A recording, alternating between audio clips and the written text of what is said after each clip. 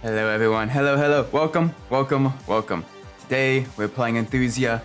We have our beautiful beans colored Nissan Micra here, or Nissan March. And it is a very nice little itty bitty car that we're going to be leveling up to level 10 and then picking up another car afterwards.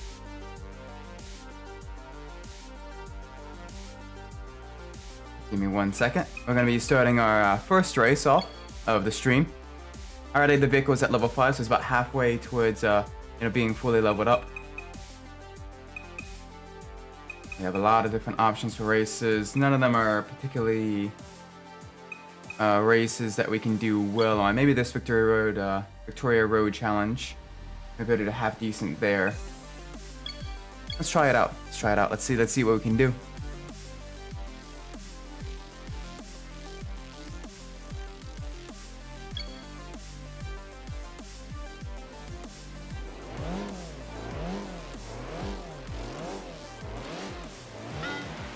Two, one.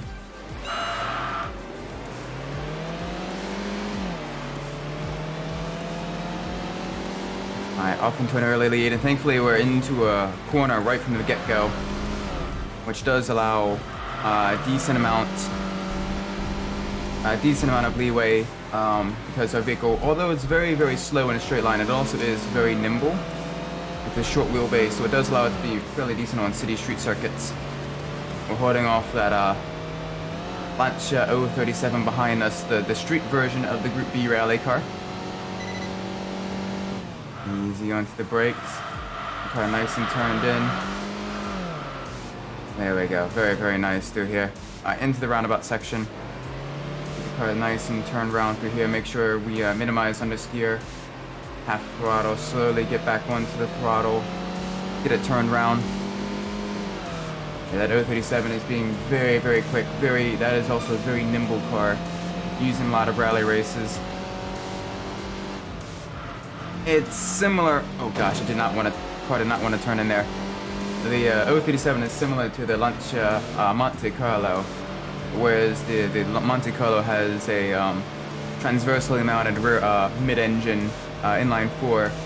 The 037 has a transversely mounted supercharged inline 4 engine that's producing, in the rally version, about 350 horsepower. In the street version, close to about 250 horsepower, which is still a very respectable amount of power. Oh gosh, get it turned in there, please. Definitely trying to take some of these corners just a little bit too quickly. That 037 is brutally quick on the straights. And it's not too shabby in the corners either.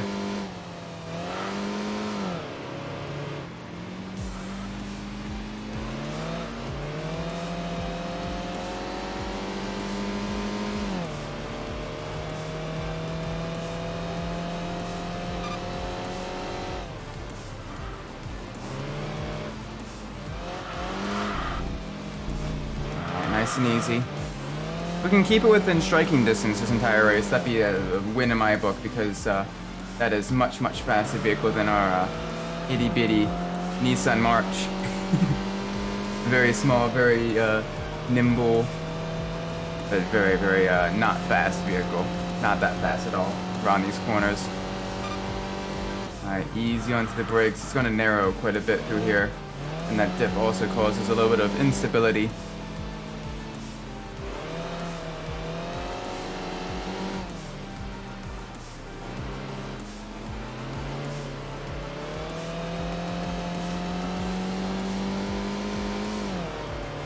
Go nice and easy out of there. Thankfully we don't have to worry too much about what's behind us, as the rest of the AI is, oh man, that is a very tricky corner there. I does not want to turn on that corner. But the rest of the AI is very far behind us, so we're kind of going to be in a little bit of a no man's land here. First race.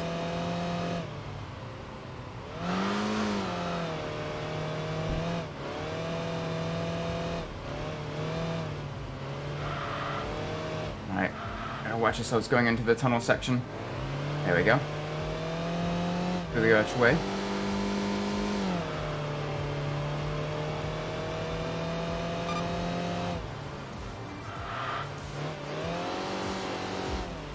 Back again to the left. Easy, easy.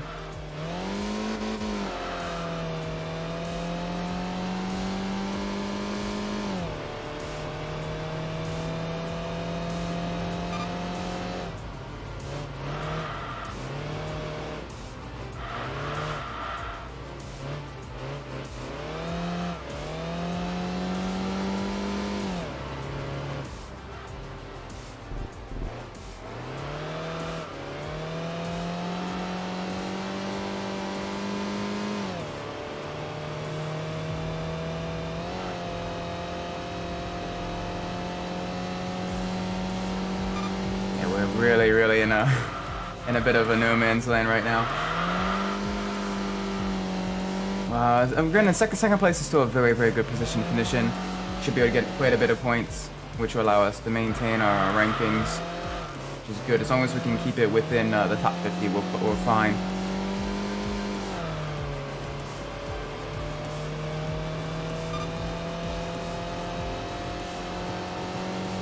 Right, nice and easy, go around the corner. Keep it steady.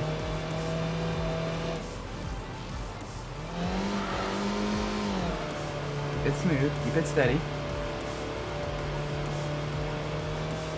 Alright, finish up the final lap here.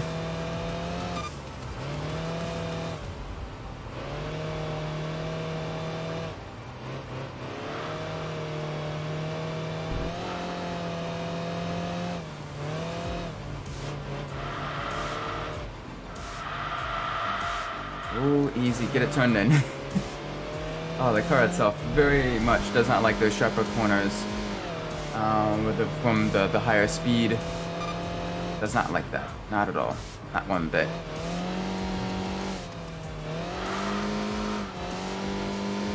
Alright, nice and easy, get it around the corner. Smoothly please. There we go. Very nice, very good. Had a reasonably clean race for a city street circuit. Not too many hits on the wall. 12 seconds behind that 037, but there wasn't a whole lot we can do. Surprised the Toyota Fun Cargo was third. Oh man, that poor Alfa Romeo was not doing well. Now, let's see what we were able to win, if we're able to win anything. Oh, we got the 206 Coupe Cabriolet. Very nice, very nice.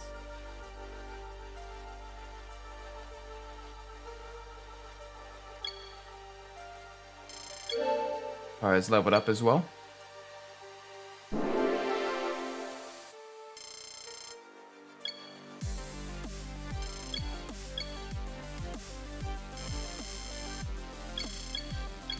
Alright, we lost a little bit of ranking, but that's okay. Alright, hopefully the next round of races that the game generates for us will be much better. Old Rush Anniversary. What oh we have no chance in this race. When it's 26.3, you have absolutely zero chance. 13.5, we may be able to do half decently here on the low end steering course. We could probably pick up a decent third place finish. That Impreza is gonna absolutely blow us out of the water, and the Gaia may be a bit difficult to beat. But low end steering is one of my better courses.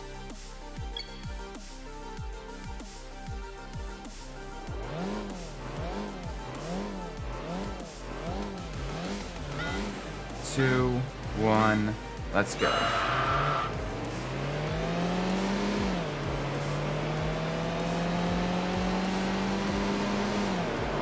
Yeah, already off to a very slow start. That Impreza is blowing us out of the water.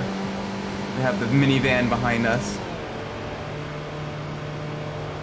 One of the benefits, though, is that the AI definitely kind of backed off a lot more than they could on the banked turns.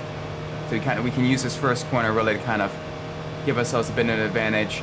Plus, these next hairpin turns definitely favor much more nimble, much smaller, more lightweight vehicles, which is very good, as they do kind of invoke just a little bit of oversteer. which in a very, very small, very compact front-wheel drive car is something that we can very easily manage.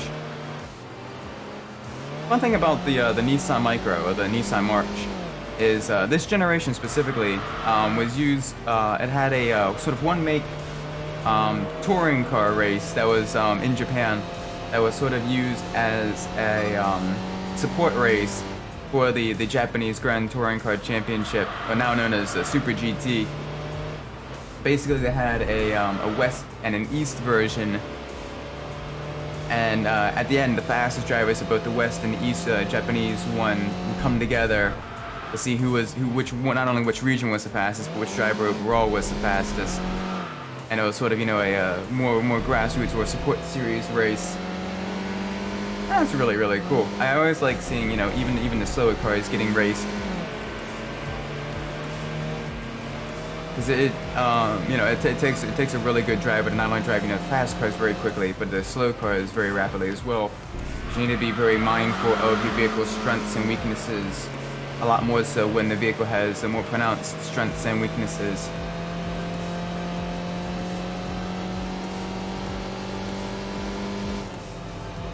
It isn't a car you can just kind of point and go, and have a not that great cornering, or you know, you can't really compensate your performance in the corners with power with this type of car. You really need to kind of get a good racing line, good you know, trajectory through the corners. Make sure you don't have any oversteer, understeer.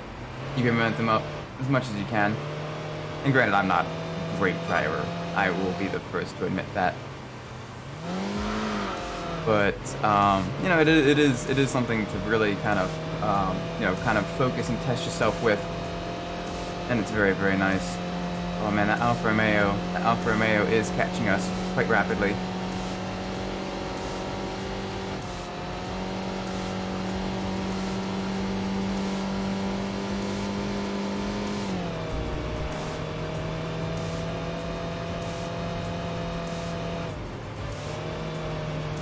Alright, nice and easy, nice and easy. Go down a gear just to kind of give ourselves more torque. This engine is a little bit peaky. It is kind of focused on sort of the higher RPM power. Oh, that Alfa Romeo is dogging us and harrying us right from the rear. That sounded dirty. Oh boy, but it is very, very close up behind us. Try to pull away just a little bit in the bank corner. And hopefully we can maintain that lead going into the switchbacks, the hairpins on the main of the Lion. Nice and easy. Get it turned in. The third place finish will be very, very nice for us. Be very, very good. Oh, get it turned in. Nice and easy.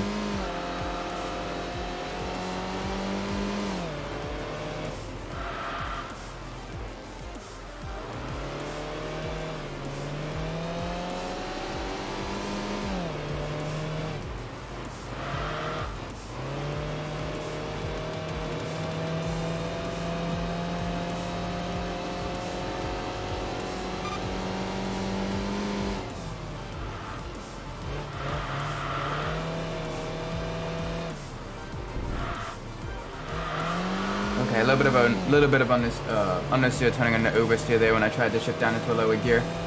I watched that through the switchbacks, or through the S curves there, through the torso of the Lion. On the front paw now.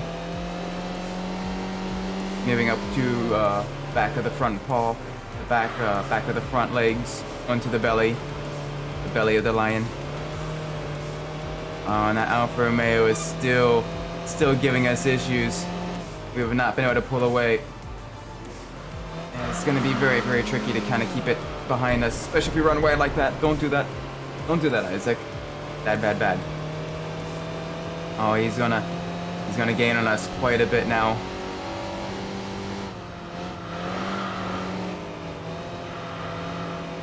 Oh, I can't really go faster than through the corners. I can try to get a little bit faster than him, but it's gonna be close. Oh, you're very, very tricky. You're very, very tricky to beat. Alright, taking a slightly different line than you through the corner. Maybe I can outbrake you going into the tail of the Lion. There we go. Nice and easy. Pump.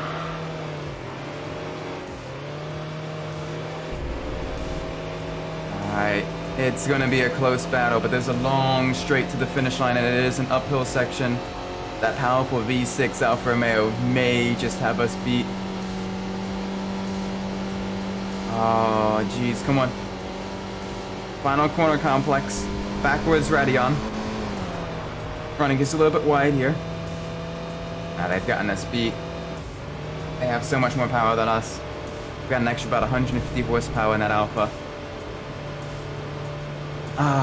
Fourth place. We're gonna have to settle for fourth place. We'll still get points, but it's not a lot of points. It's a bit of disappointment.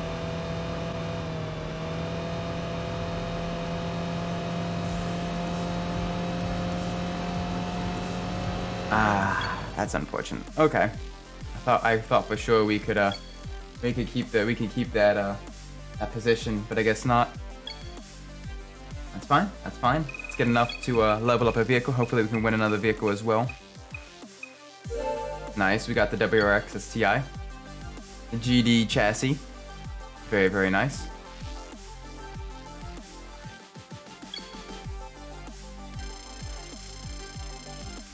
There we go. Level up the vehicle. That should be enough for at least 2 levels.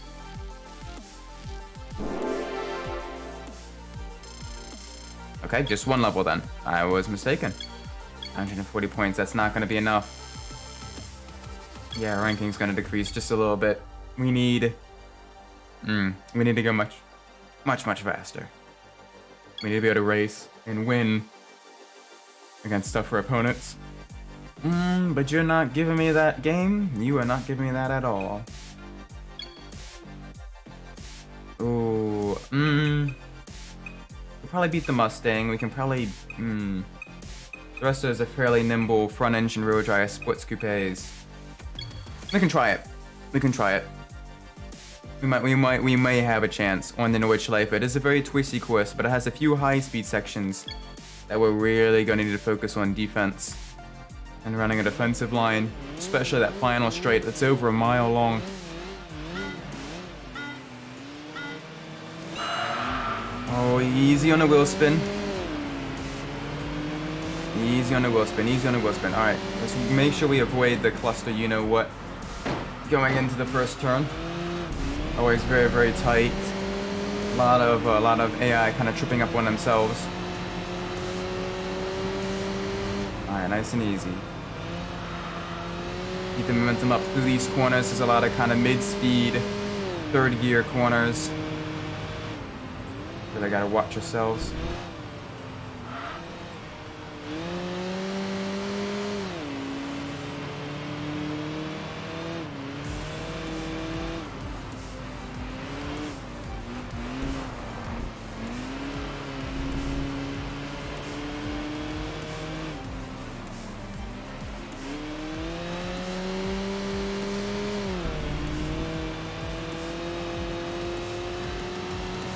Here we go. Nice, nice, nice.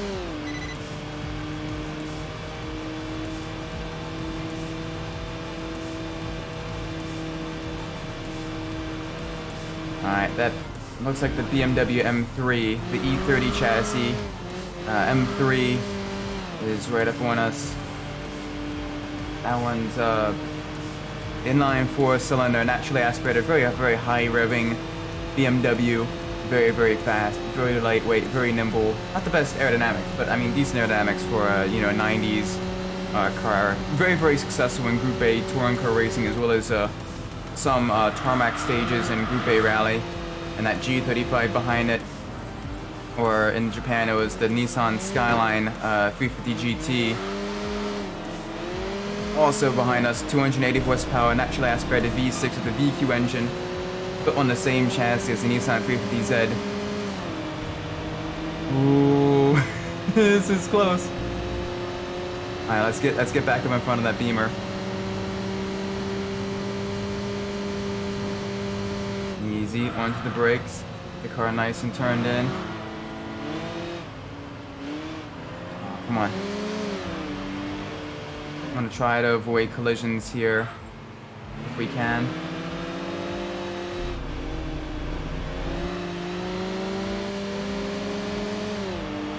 pulling away now. He's got a lot more power than us. Got about 100, about more so 90 extra horsepower in that little inline four-cylinder in the Beamer. And Nissan slowly catching us up as well. We really need to kind of get moving. Because if we keep rolling back down the order, we're not going to be able to gain those places. We're not going to get that points, and we need those points.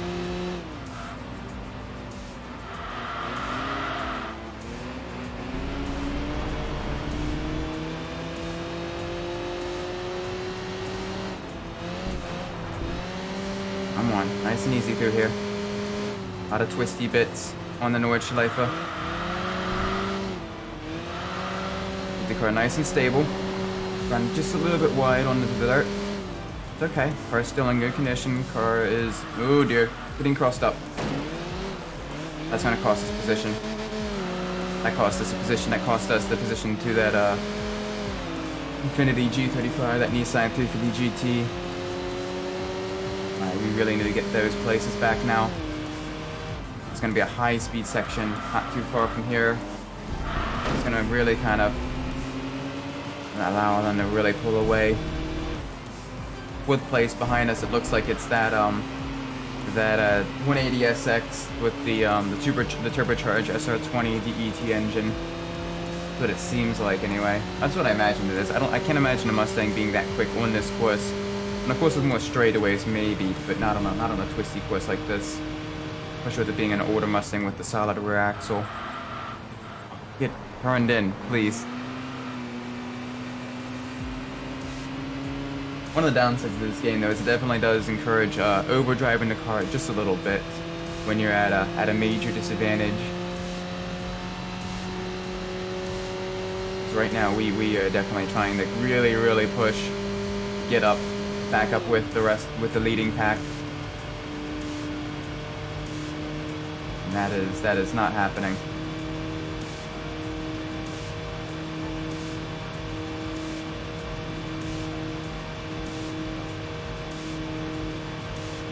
We're kind of reaching a vehicle stop speed. It is not that fast.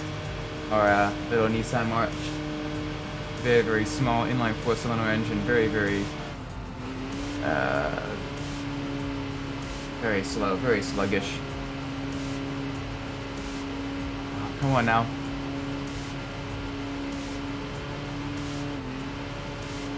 Alright, now into third section of 4 for this course. A lot of very kind of higher speed, undulating, rolling corners with a lot of hills, a lot of bumps. It's very easy to get your vehicle derailed here if you're not careful. Nice and easy. Use a little bit of the banking on the concrete to kind of get ourselves nice and turn around.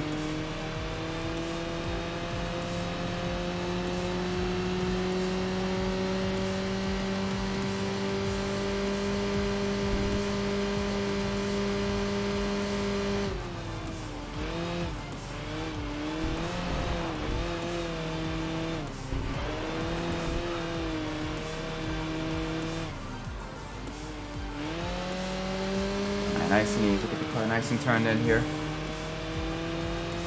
Alright, fourth place isn't really challenging us, so we may be able to pull off a third place finish here. First and second are dueling it out as well, so maybe if one of them makes a major mistake, we may be able to swoop in and take a place back as well, but they're a little ways ahead of us. Especially after that mistake there where I kind of got the car crossed up under braking. A very tricky corner, that one.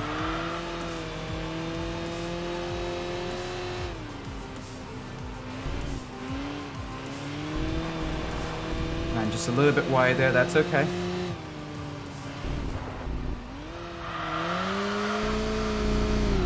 Use some of the curbing there on the outside to keep our car off the grass. Nice and easy, nice and easy.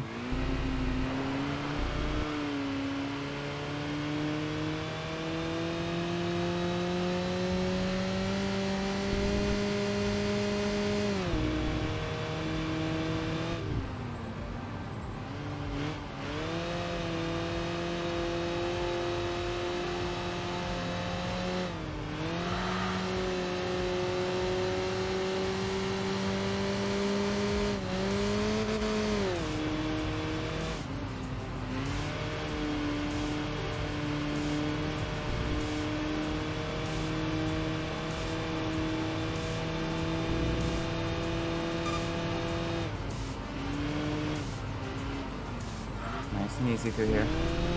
Nice and easy through here. I found a couple of corners before the really long straight. This is where we'll be able to see if we're far enough ahead of 4th place or not. It's that 180SX behind us. That S13 180SX. That's going to be very, very tricky to outrun on the straight. It does have that turbocharged inline 4-cylinder, whereas we're only naturally aspirated. That make things just a little bit difficult for us.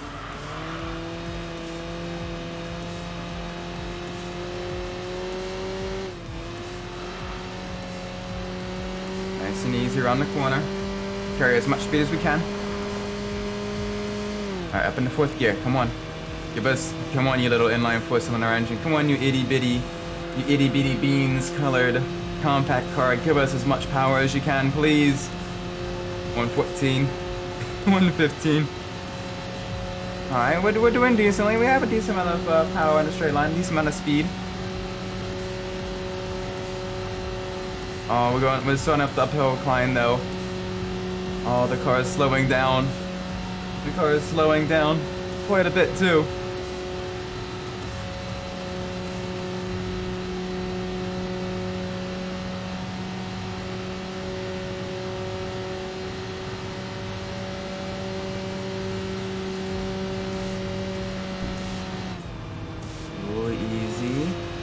Alright, back onto the brakes. Slowly, slow threshold braking. Don't lock up the brakes. Found a couple of corners before the start-finish line. See how far back we were and if the M3 or the 350 GT Skyline were the ones that won. Ah, it was the M3. Very nice. Very, very nice.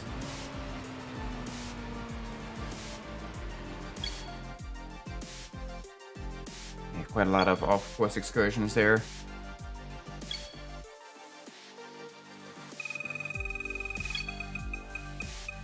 Let's see where we're able to win. Oh, the MRS. Very nice. Very nice.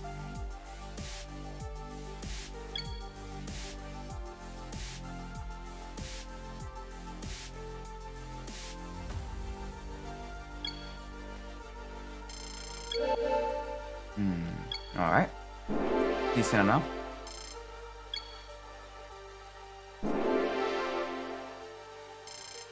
Good. Our vehicle is now at level 9. Probably one more half-decent race until we're able to level up all the way to level 10. Got a decent amount of points as well. We've managed to improve our ranking. Very good. Very good, Isaac. It's a decent drive there. And I'm patting myself in the back there. Front-wheel drive limited race. Let's see. On the Odyssey, Vitz RS Turbo, Corduro R, Celica, Integra. We have a shot. We got a decent shot. We have a decent shot at doing well here. We can beat the Odyssey because the Odyssey is very, very heavy. And this is a very much a momentum-based track. We can probably... We might be able to beat the Vitz. The Vitz might be difficult to beat. One. Let's go. Good. Minimized wheel spin there. Very, very nice.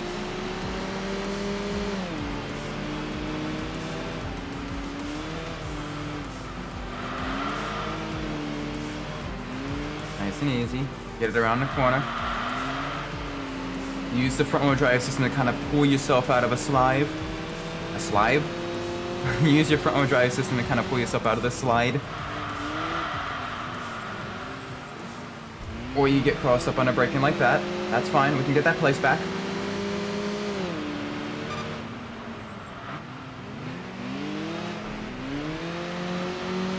Come on, we can get that place back. Let's do this.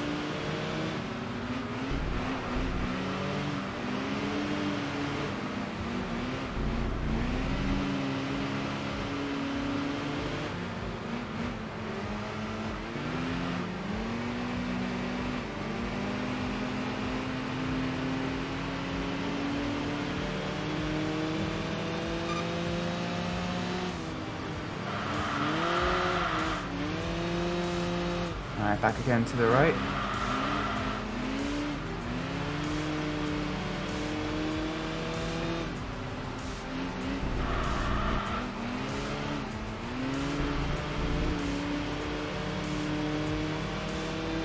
we need to catch that Vitz. Also known as the Urus in the States. Come on, we need to catch it. We need to catch it. Very, very quick. It's basically like our car, but faster, because it is turbocharged. It is even lighter than our car. It's more planted because it is the ORS version, so it does, you know, much more planted, much more stable suspension system. We're really gonna have a work cut out for us trying to get that place back. All right, nice and easy. Get it turned into the left, through the chicane, through the slight left kink.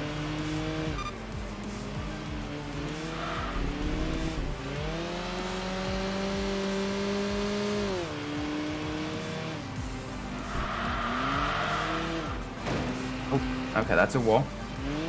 Walls are not fun to hit. Don't hit the wall.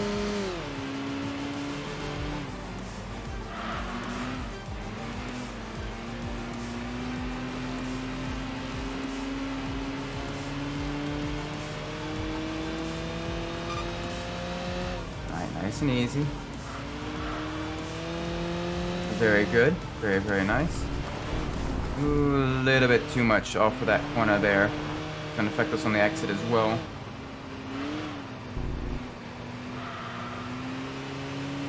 There we go. Nice and smooth through there. Very, very quick lap. Still not quite quick enough to keep up with the Vitz, but we're doing a very, very solid second place finish. It's still going to give us a lot of points if we finish second place. It's like 1,400 points. That is more than adequate. Car nice and turned in here as the corner gradually gets tighter and tighter. Going through it. It's basically a double apex corner.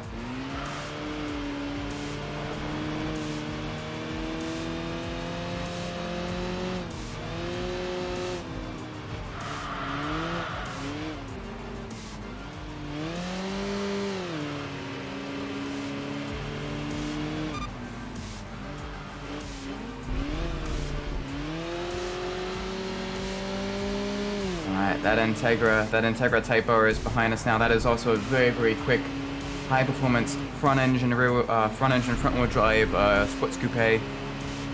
Type R, it's got the K20 engine in it as well. Very, very high revving, naturally aspirated, inline 4-cylinder, 2-liter engine. Very, very fast.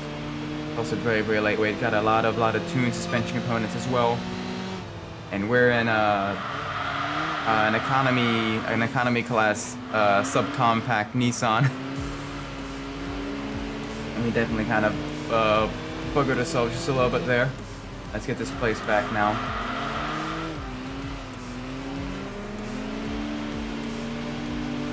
Oh man, these cars are very, very quick we're racing against. Very, very tricky.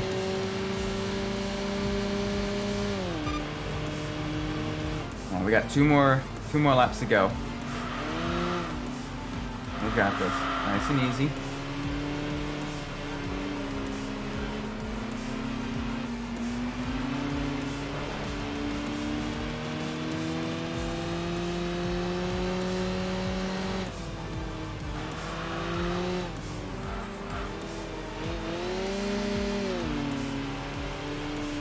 Alright, back again to the right.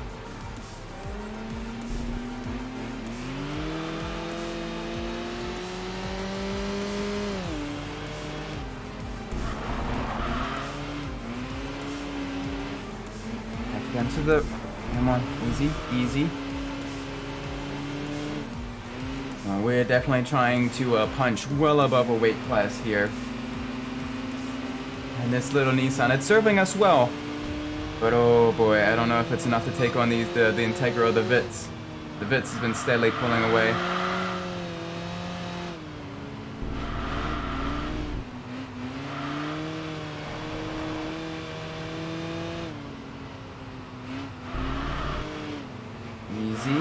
Easy. Okay. There we go. One more to go. 7, 8, 9, 30. Not the quickest lap, but it wasn't the slowest either. Try to go a little bit faster. Let's try to get back into the 129s. We're definitely sliding our car just a little bit too much. Running just a little bit wide there. Trying to kill our tires.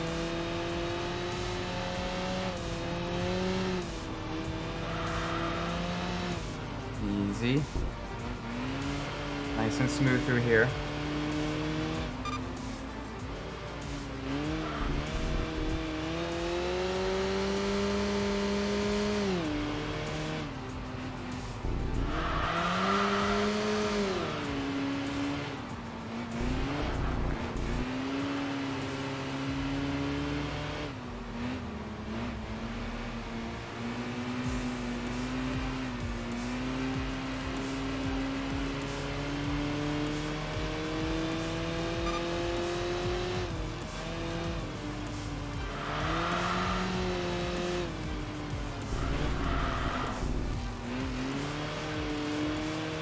Easy, easy, easy. Nice and smooth through here.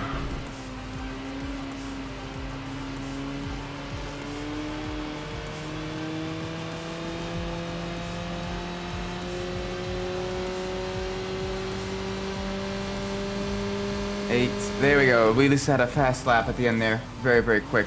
Very nice.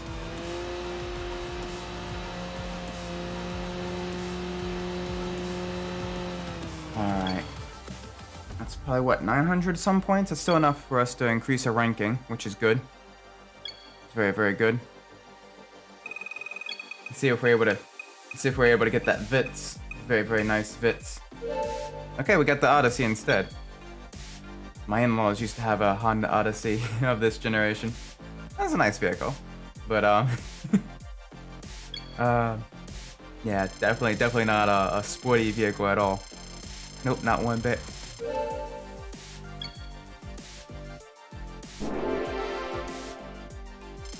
There we go. Very, very nice.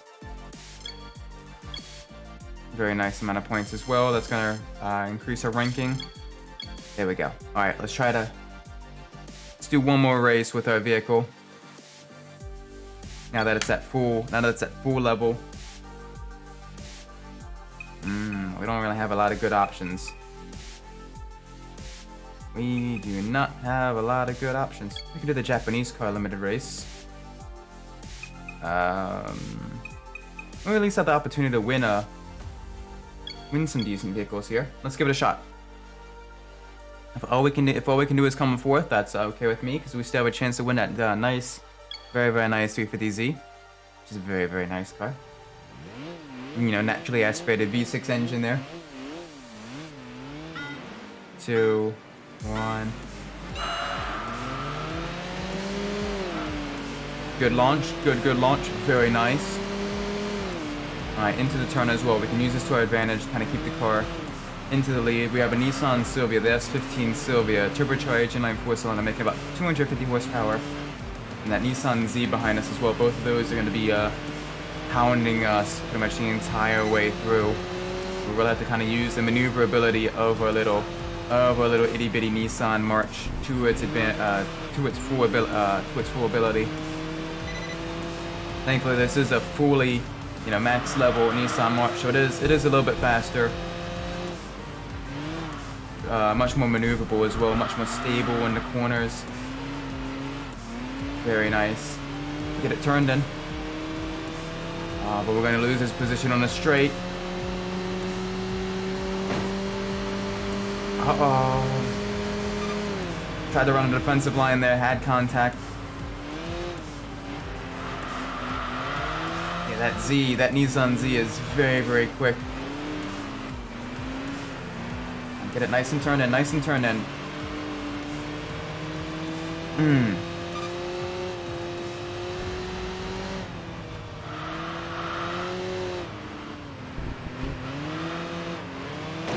No, we can't quite keep up with it. I mean, a little bit on the more twisty sections we can, but on that front straight, it just pulls away way too much. And we're not able to catch up enough on the twisty bits to sort of compensate for that that lack of straight line speed. It's that 350Z. It's got half decent handling as well. I mean, a little bit tricky.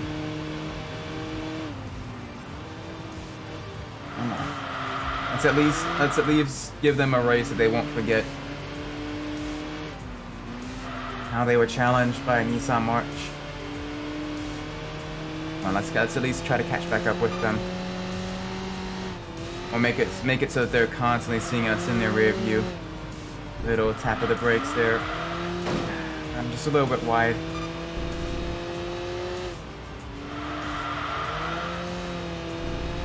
We're really kind of overdriving our car just a little bit.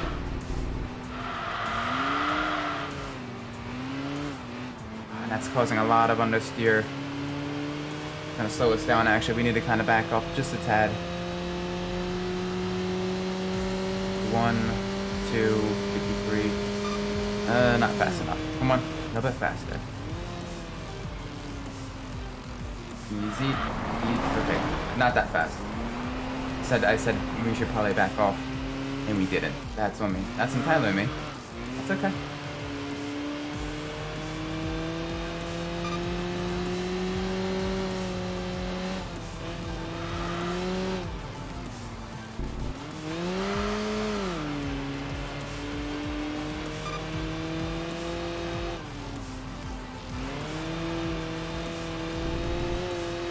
Nice and easy. Good news.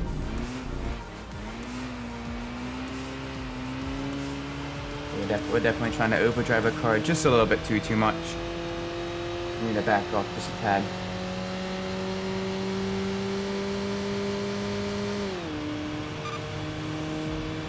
Alright, nice and easy. Onto the brakes that it turned in.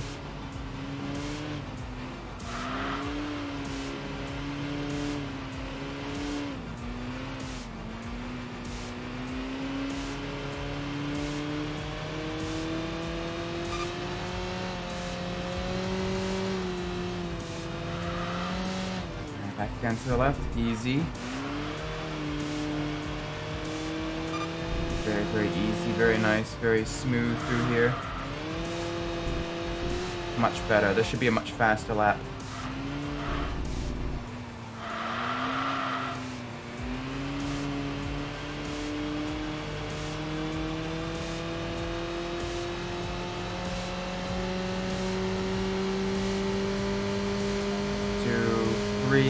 There we go. About 0.2 of a second faster just by kind of driving much more smoothly. Without really changing our lines all that much.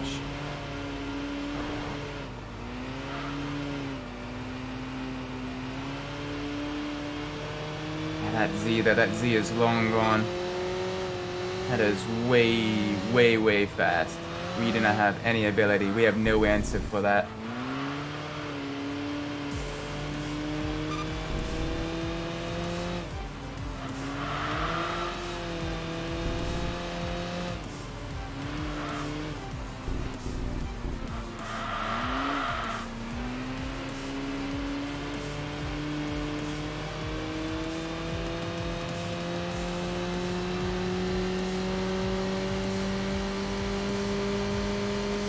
There we go. And across the line. Second place is still respectable. That's decent enough.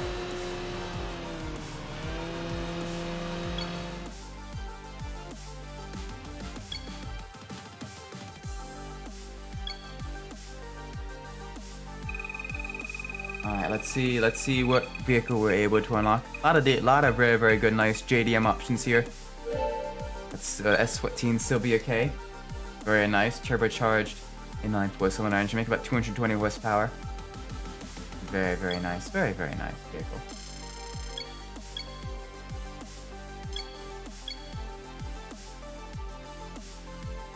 Yeah, ranking has been mostly maintained. Alright. Let's get another vehicle now. Let's change our car. Let's go into the medium sedan wagon. Alright, and we have 5 different options. Yeah, 5 different options on this first page for us.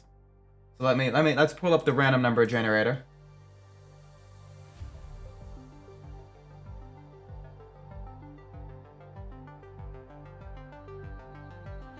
Alright.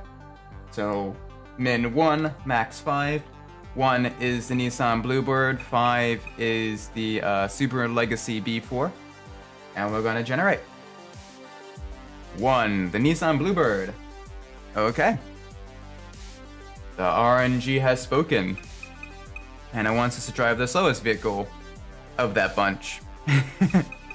Well, of all the vehicles, everything from the Jaguar X-Type, the Audi A4, the Mazda 10s. Nope, Nissan Bluebird.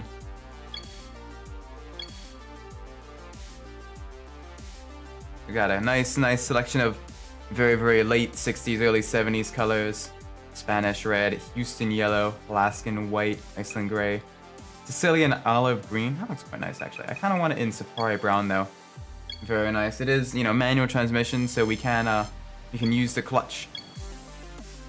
And it's gonna be a little bit tricky though with this vehicle because it is a very, very, very old vehicle. It's not gonna have a whole lot of grip. Adjust some settings with it real quick. Just kind of stiffen up the suspension just a little bit.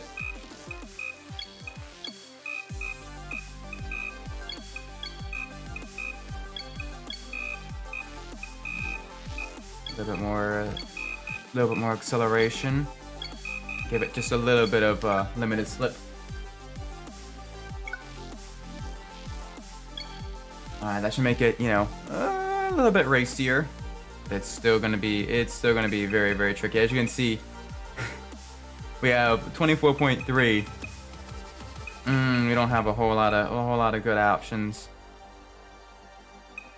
Ooh, the old rally car race. That might not be that bad.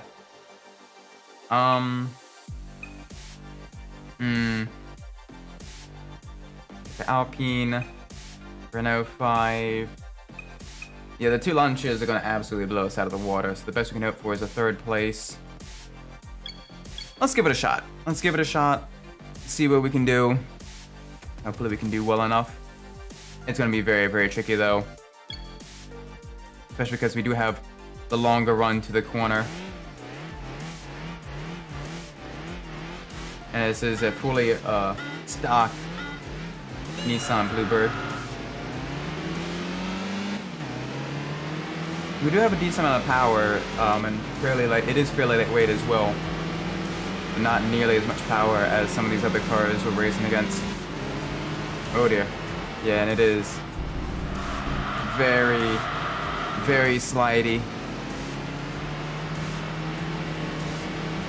Alright, come on, let's try to get back in front of that Alpine. Oh, man, this car just wants to slide though, continuously. I mean, we can probably use it to its advantage, but it's gonna be tricky. Alright, nice and easy, onto the brakes. The car nice and turned in on the hairpin. Get past the Alpine, they went wide, we can use that to our advantage. In a second. Very, very nice. There we go. Beautiful, beautiful, beautiful. Not beautiful. That's a little bit too wide. Trying to take too much speed through these corners.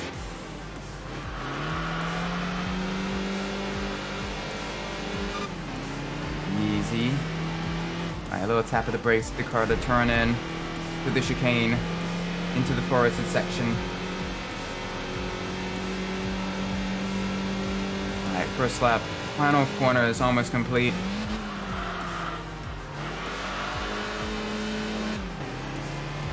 And it's still got very, very tall gears. So there's a big sort of jump between second gear and third gear.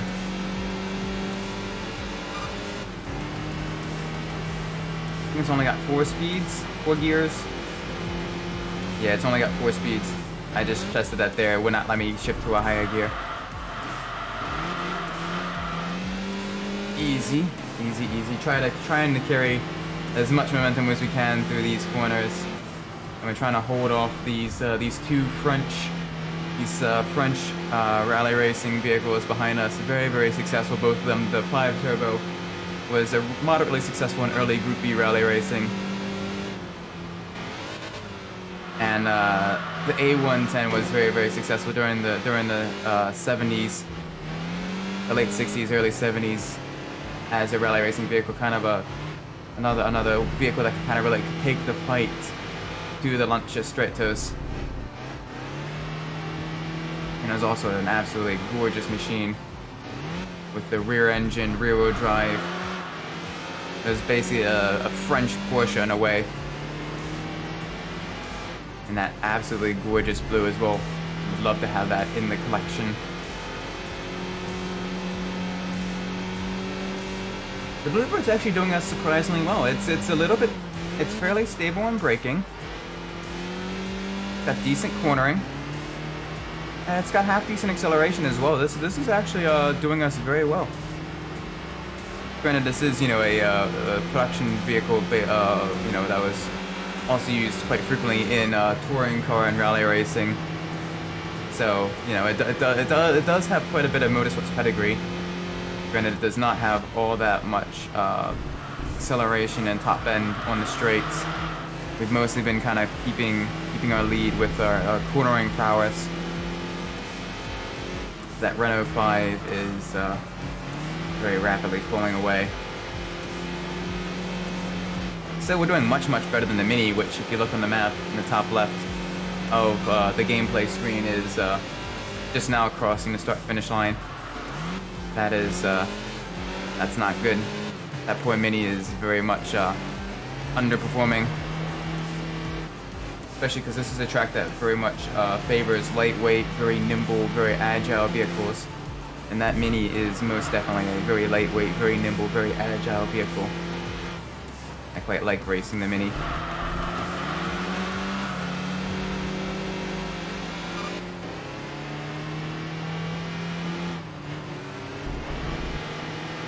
Alright, come on, we're gaining back on the Renault 5.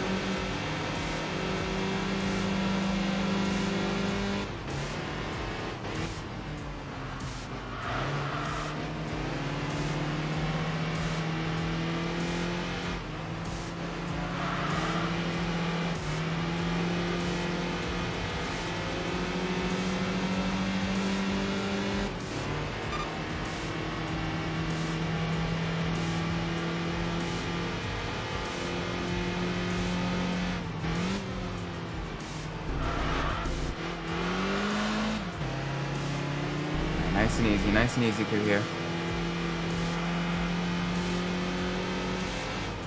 Easy. Back again to the left. Ooh, a little bit of a slide there. So doing reasonably well though. A third place finish is more than respectable for considering the fact that we were considered one of the slowest vehicles on the grid. This is definitely decent enough. I would take this. I do quite like the Bluebird as well, the Nissan Bluebird. It doesn't get as much love as its other Japanese sort of counterparts. But it is very, very nice. Ooh, a little bit of a bump there.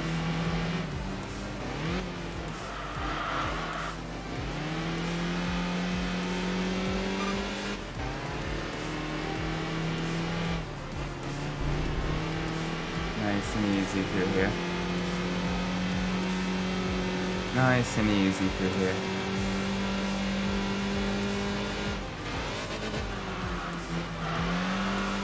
Around the final corners, in third place, very, very respectable finishing position.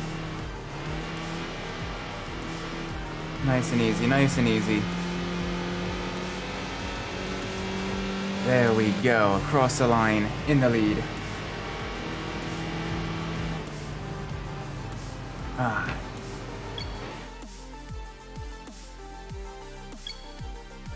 I'll take that. I will most certainly take that.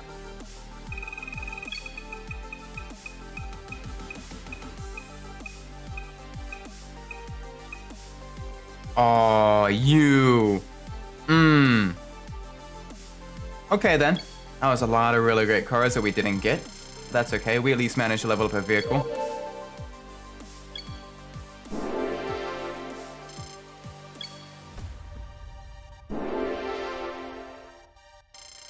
Nice. Vehicle was a little bit lighter. We did not get a lot of points though. That's going to definitely negatively affect our ranking. Hopefully next time around we get better races for a vehicle that we can actually compete in. Hopefully. We're in our beautiful Datsun 510. Otherwise known as Nissan Bluebird. Rift City Roulette. Yeah, we don't have a shot there. We have zero chance. Absolutely zero chance. Top rally car race. Nope. Nope. That is not an option. Old rally car race. We may have a shot there, actually. Let's do it. We actually have a little bit of a chance there.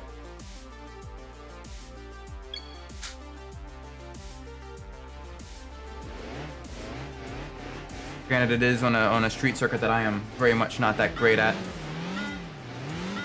We have another Nissan car as well, the Nissan 240Z. You might be wondering, wait a minute, the 240Z, that's a rally car as well? Yes, actually. The Zs were very popular in a lot more of the higher speed rally races, like the Safari Rally, and a lot of like the tarmac rally races. They're very popular there. Things like the Kenyan Rally as well, because not only were the Zs very durable, but they also had quite a lot of low-end grunt as well, which helped out a lot in some of the muddier stages. They performed very respectively during those rally races. We're actually hearing that Lancia just a little bit as well. I'm quite impressed. I'm very happy about that.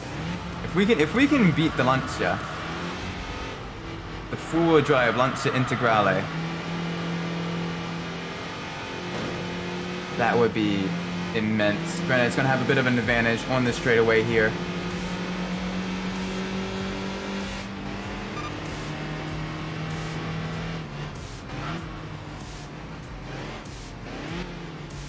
Nice and easy around the corner.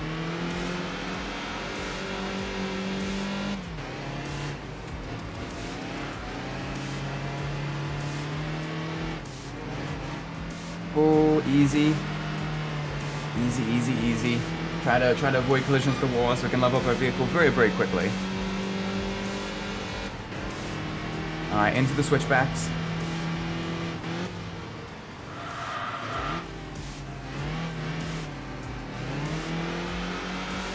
We can keep it in our sights, but it's got that four-wheel drive acceleration out of these very tight corners. That's not good. And it's got that speed on the straight as well. I was hoping we might actually be able to pull off a victory, since we so far this stream we've yet to have a first place finish. We've had some very respectable finishes, and we performed very well considering the relative performance of the vehicles we've had. But yeah, we have not been all that fast.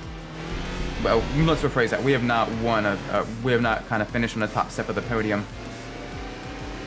And looks like that streak is going to continue for one more race, as that Lancia Delta Integrale is pulling away from us at a very rapid pace. We are doing reasonably well, though.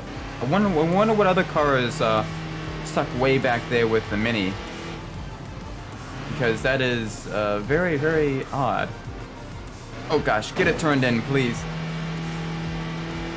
I was trying to slow the car up as well, but it just kept drifting wider and wider into the outside.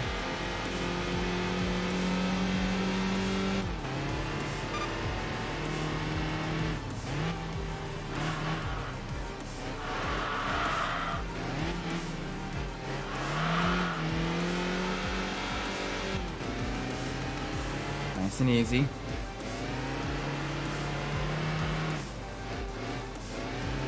Nice and easy. There we go.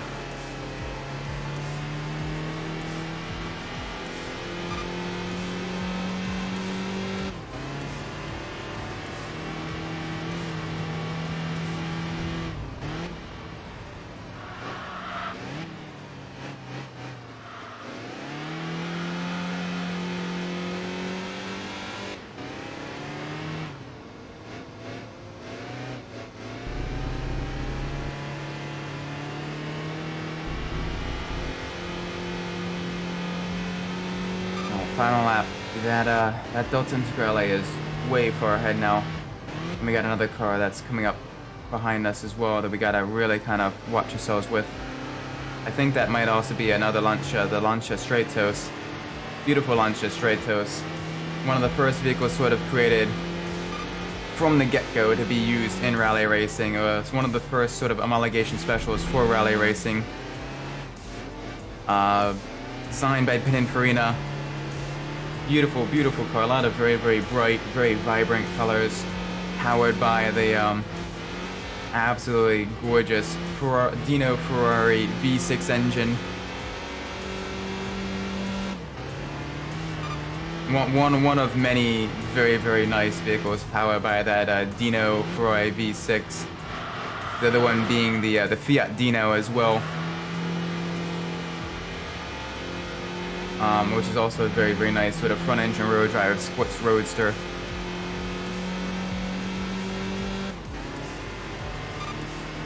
Yeah, that Lancia 037, even when Fiat swapped over to the 131A or the Stratos, still managed to win race after race, rally after rally, and are still fairly successful in touring car racing as well, in group specifically kind of Group 4 touring car racing.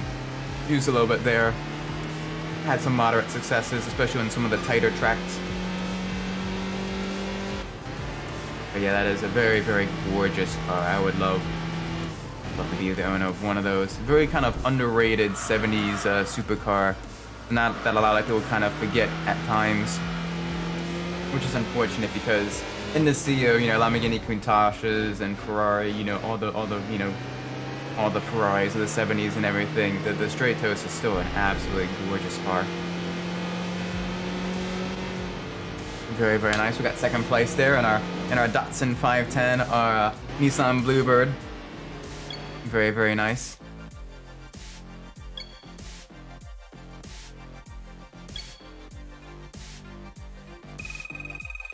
All right. Let's see what we have available to us. And we got it. We got it. Yes! The gorgeous Stratos. Yes, please. Very, very nice. Managed to level up our vehicle as well, despite having not the most amount of points there. Level up the tires. It's going to be a little bit grippier. A little bit better on the corners. We got a decent amount of points there. Our ranking's going to decrease just a little bit, unfortunately, because we still haven't been able to really get a good race. All of the R1's races right now are like, hey, here are the odds. It's 23 or 19 or something like that, and it's a little bit ridiculous. Duel on the edge. Let's see. Really? Yeah, we don't have a chance there. We don't have a chance on that one. Low end steering challenge. Let's see what we have available to us here. Yeah, that NSX is gonna beat us. That's gonna be a tricky one. If we can get third, we might be able to get fourth though. Fourth, it might still be possible. Fourth might still be possible.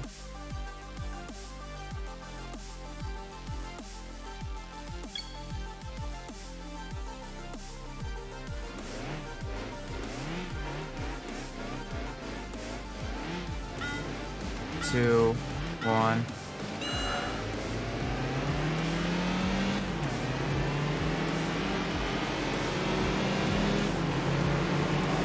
Maybe fourth might not be possible.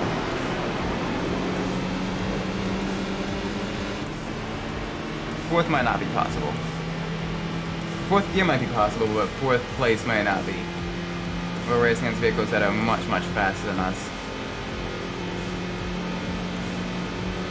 Oh, stop swerving. Stop swerving.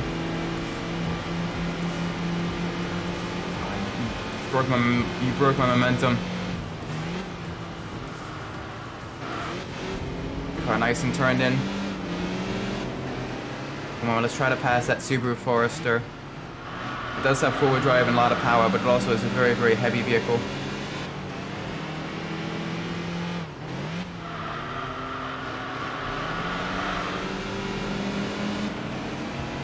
Oh, easy, easy, easy.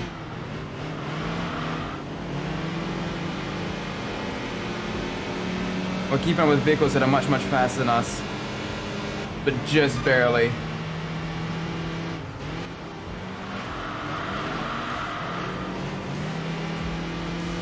There we go. On the inside. Ow. Can't really go much elsewhere. Come on. Hard onto the brakes. Down in the second gear. Oh, get the cutback. Nope, cutback's not gonna work.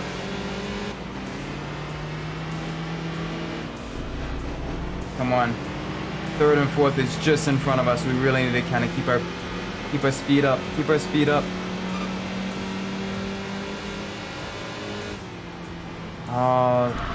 That Lexus, that IS 300, or the RS 200, depending on if you think of it as a Lexus or a Toyota, the Altezza, sorry. He's getting very, very impatient. He's making a lot of mistakes there. Getting a little bit crossed up on the braking. Oh, come on, turn in, turn in.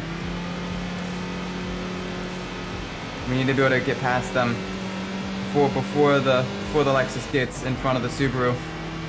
Subaru's got the inside line. Nope, Lexus is past them. Okay. We now need to pass the Forester to get points. That's gonna be a tall order, especially as we get closer and closer to the straightaway.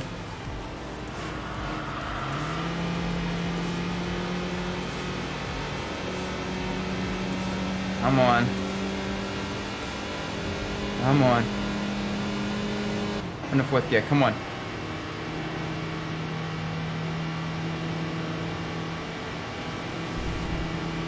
Now you're gonna pull away a little bit from me on the straightaway. I know that, but I can catch you back up on the banked cornering. Do backwards, Ridion. Ooh, ooh. All right, get into the slipstream. Get into the slipstream. It is a very, very big box. Into the slipstream. Use that to our advantage as much as possible. Come on. We're fighting for points. We're in a little Nissan Bluebird, the Datsun 510 if you're from the States. Oh, we're bouncing off the rev limiter. About 120 is our maximum speed. We can carry more speed around the banking. Nice and easy, nice and easy. There we go. Up in the fourth. Very good, very good, very good. Come on. Good evening, Sprockets. Hey, good to see you. Hope you're doing well. Oh gosh. A little bit crossed up on the braking.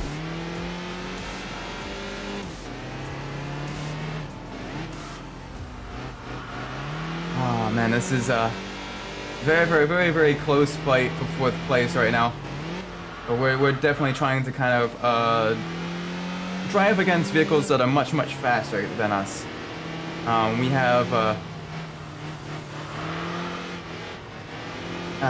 Subaru Forester right behind us that is about 200 horsepower, box of 4, four-wheel drive. We have about a 100 horsepower Nissan Bluebird, also known as the Datsun 510 in the States. It's doing us decently. It does have a racing pedigree. It was fairly successful in touring car and rally racing in its time. But we're racing against the likes of vehicles that are much, much faster than us. Up ahead is a Lexus IS 200, also known as the Toyota Altezza in foreign markets. And then just in front of that is an Audi TT. Both of those are very, very quick vehicles. We're going to really have to kind of gain a little bit more time on that Forester if we're going to secure points, because only the top 4 positions pay points. Anything further behind that and no points for you.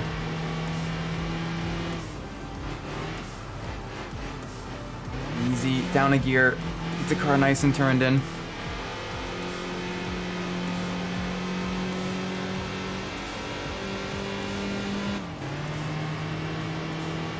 Ooh, okay. Final couple of corners on the Lion before we go into the back straight, which is literally the back straight if you picture the racing track as a Lion. Which is not the back straight, the home straight. Okay, it's not the back straight, but the home straight is the back straight. Then there we go. Little kind of funny bit. onto the tail of the lion now.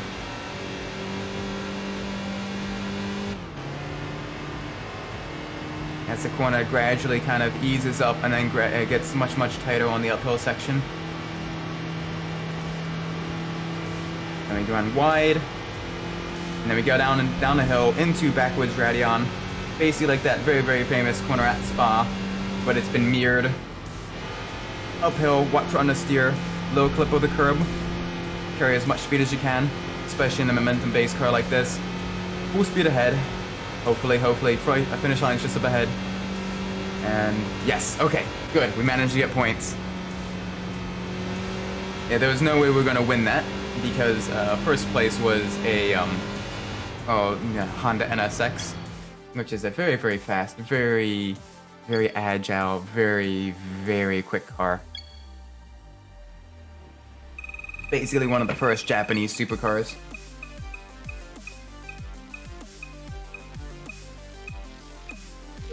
Oh, okay, good. We got the RS200, the Altezza. Very nice. Inline 4-cylinder, naturally aspirated, about 200 horsepower. Very nice as well. Kind of started the trend in the early 2000s of the tuners scene during that time period with the clear taillights. That was all the rage back then. Good, we've increased power. We need more power. Despite finishing 4th, we got plenty of points just because of how difficult that race was. Our odds were 16.4, which is well above the threshold of a comfortable race. Anywhere from like 3 to 9 is a race where you can be assured that the race, you know, you'll have some challenge, but you know, you won't be absolutely murdered by the AI. Something like this, where it's 21. You know, you're racing against multiple Lancer Evos, Silvia K's, Alfa Romeo Sports Coupe, and you know, a high-performance sport wagon, Subaru Sport Wagon. There's no chance you can win there. Here, okay, that Silvia's gonna blow us out of the water. The Saussure is very heavy, but it's good on the corners, surprisingly, despite its weight. The Nissan Sima, four-wheel drive.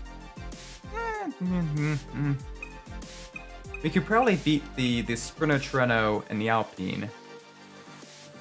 We could probably beat both of those. The Alpine's not bad on the corners, but it does have issues over bumps. And the Nordschleife is very bumpy. And the Treno... we'll give it a shot. But we're entering all the difficult races today, really kind of pushing our limits in an attempt to eventually get every vehicle in the game. And not only get every vehicle in the game, but get it up to level 10. That'd be really cool. I've never actually done that before.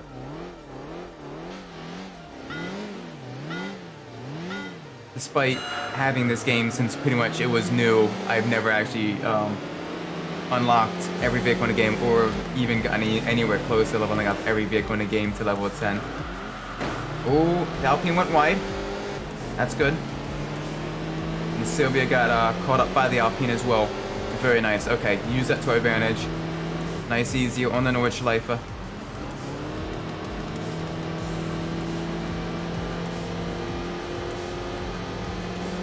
So tap of the brakes. Down in the third gear. Down in the second. Car itself, very old vehicle. It does not have the most sophisticated suspension system. It is a little bit squirrely on the bumps because it does have that solid rear axle, which does make certain corners on this track. It's going to make it a little bit tricky. We got this.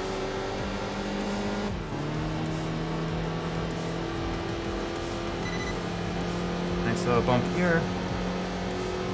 Alright, gotta watch yourselves going to Flux Plaz. Well, okay, good. We weren't going fast enough to catch air. That's good. Our vehicle has not been unsettled, so we can take this corner near flat out. Very nice. Just a little lift of the throttle just to get it turned in and then back to full throttle. That definitely helps us carry more speed through the first sort of high-speed section of the course. Granted, our max speed is not that fast. It's only about 120 miles an hour due to the fact that this is a sort of rally/touring car. Only 4-speed transmission. not a whole lot of top end, so we really need to kind of... Ooh, easy there. We really need to gain a lot of speed in the corners. Oh, that Treno is right behind us, as is that Sylvia. I don't want to hold the Sylvia up too much, because the last thing we want is to get wrecked by the AI. Nice and easy. Bounce off the rev limiter. Alright, onto the brakes. Oh gosh. Yeah, the car itself, it very much does not like braking and trying to turn and brake at the same time. Control braking is a big no-no in this vehicle. At the very least, excessive trail braking is a big no-no. So I can't really dive into the corners like I normally do. I gotta really kind of try to brake in a straight line, keep the car stable. Which on a very, very bumpy course like the Nordschleife, that's gonna be a tough order. Oh boy. Alright, that Alpine A110 is right behind us as well. Very, very fast, very nimble rally racing vehicle that was also very successful in rally racing. Many World Rally Championships won in that car. And there is the Toyota Celsior. Very, very big, very fast, very heavy sedan, about 300 horsepower.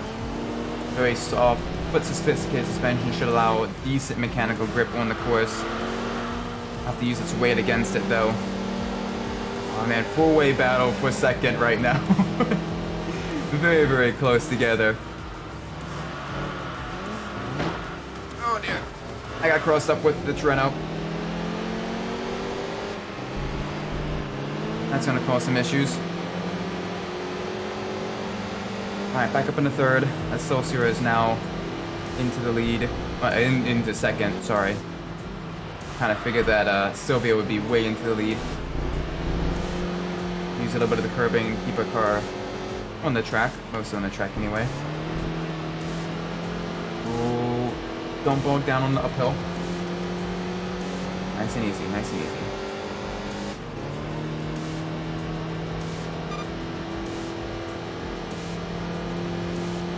We gotta watch ourselves. That Treno is gonna cause lots of issues because it has about a 20-mile-an-hour advantage compared to us on the straights, because it maxes out around 140 miles an hour, whereas we only max out about 120.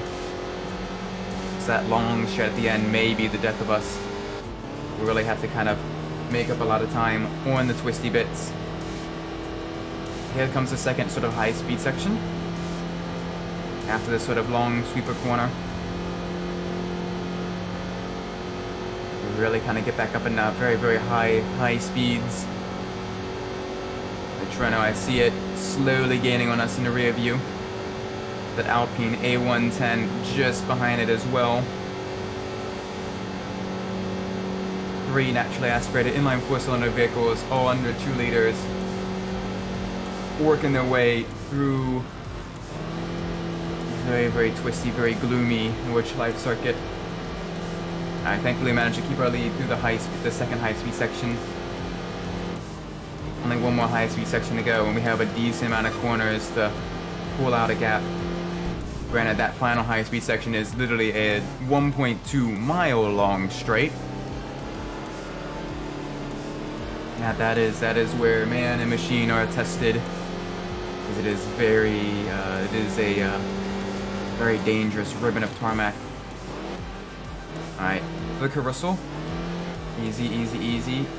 Use the banking, get back on the throttle. There we go, up in the third gear.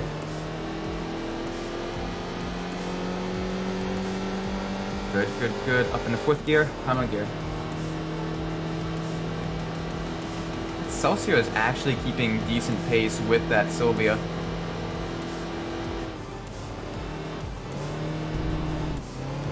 Easy. Down a gear. Only downside is these bumps are going to cause a little bit of issues with the Datsun 510 that we're driving, the Bluebird.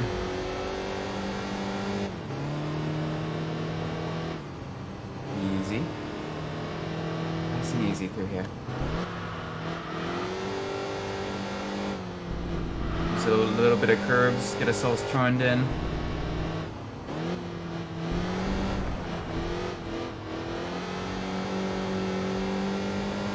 Right, managing to keep our distance from that Treno.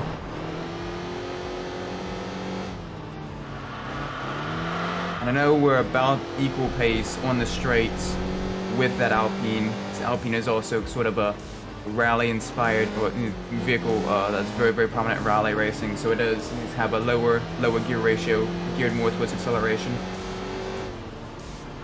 And also it's about the same amount of power as us, it's just a bit lighter.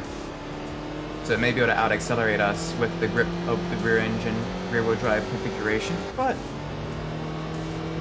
as long as we can keep momentum out of these corners, that one should not be too much of a threat.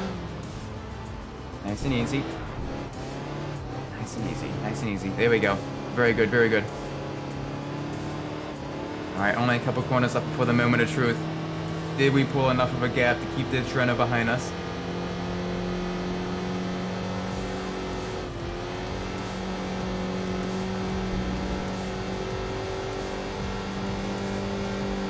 Nice and easy. Little tap of the brakes, the car nice and slowed down just a little bit. Alright, double left-hander, and then a very, very long right-hander that really need to kind of get right in order to shave seconds off your lap time. And by seconds, I do mean seconds, because the exit of that corner is paramount to the speed you reach on that 1.2 mile long straight. So you really need to get this. This is like the key corner on the Nordschleife. Very, very kind of late apex. Gotta watch yourself. Don't run too wide. Alright, we did half decent there. Come on. Come on, you 1.6 liter little inline 4 naturally aspirated carbureted little itty bitty 4-cylinder. Pull us to victory. Alright, we're at a max speed. We're still not seeing the Treno in our rear views. That's good, that's a good sign. Halfway down the straight. On the uphill section now. Uh-oh, I see it. It's gaining rapidly. No. Oh, GG. Okay, get into the slipstream. Let's try to kind of force a mistake. Let's force an error, under braking. We're bouncing off our rev limiter. There we go. Oh, it's braking early. Inside. Easy. There we go. Nice pass. Mostly clean pass. Oh, we managed to make it stick. Third place. I will take it. That was very good. Woo. Oh, by less than a second as well. That Treno and that Alpine were right on our tail. That was very nice. Very, very nice.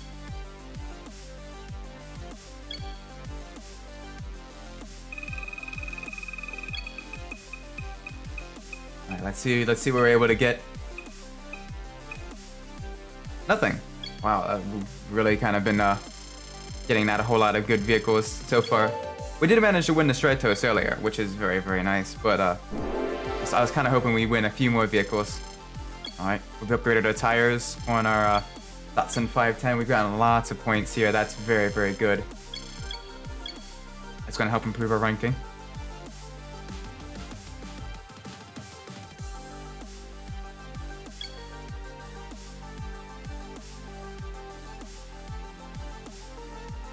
Ooh, rear-wheel drive championship. We do not have a chance there. We do not have a chance. We're up against an Asimon Vanquish, Toyota Supra, Toyota Emira 2, Mustang Mach 1.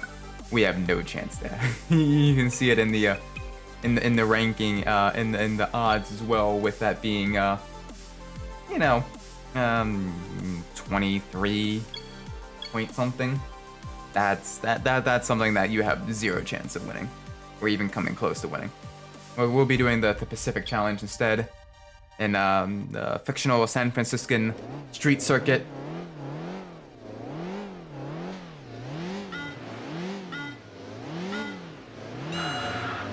a little bit of wheel spin at the start. It's fine.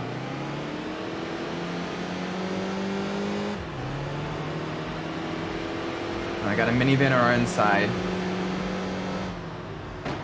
Oh, you're running wide. Why are you running that line? I'm gonna have to cut the chicane just a little bit because you ran me wide. Just a little bit there.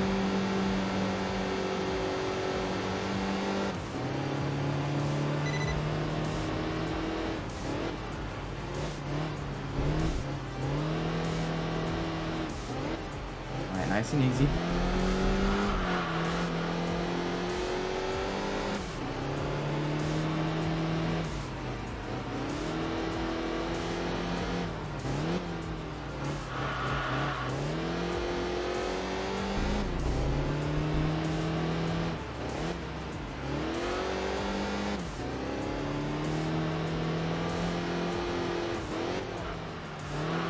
Alright, this is a very, very late apex hairpin here. Very good, we got that right. Yeah, with the upgraded tires, our Datsun 510 and a little Nissan Bluebird is handling very, very nicely right now. Very, very controlled. Slight tendency towards oversteer, but not too much. Not outside of the realm of control. And it is well within our means of controlling this vehicle. Very, very nice. Very smooth on the acceleration as well. Oh, it is struggling on that uphill though. Alright, nice and easy. Onto the brakes just before the jump. The car nice and turned in through the bus stop chicane.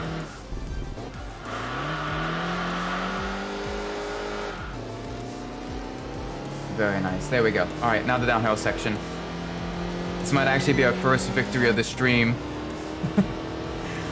Because the previous vehicle we were driving was the little itty-bitty Nissan March, our beans-colored Nissan March, and now we're in the equally underpowered Datsun 510. So we're definitely trying to punch well above a weight class. Very, very tricky. But so far so good. Alright, little bit of brakes, get the car nice and positioned correctly through the bus stop chicane there. Try to take it as close to a straight line as possible because it's a little kink. If you can carry as much speed as possible through there, that really helps you in the uphill just afterwards. Because otherwise, it turns into a power battle, and we will very much lose lots of power battles. So let's make sure we don't have that happen to us.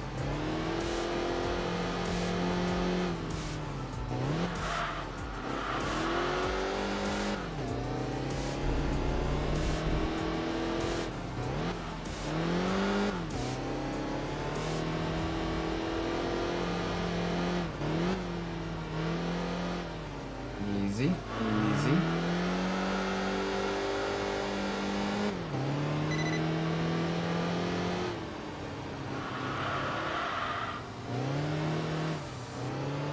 Very nice.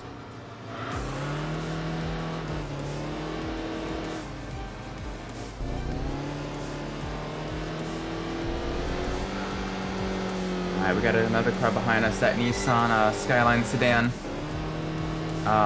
Very, very, very fast. About 280 horsepower, closer to 300 actually. But it is a bit heavy, which will affect it on some of the slower speed corners. Nissan versus Nissan. It'll be a good, very, very nice battle between the two.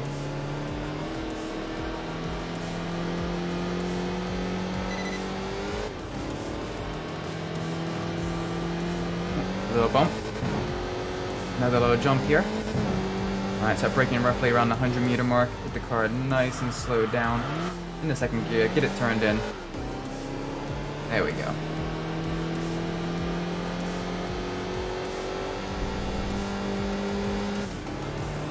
Up in the fourth gear.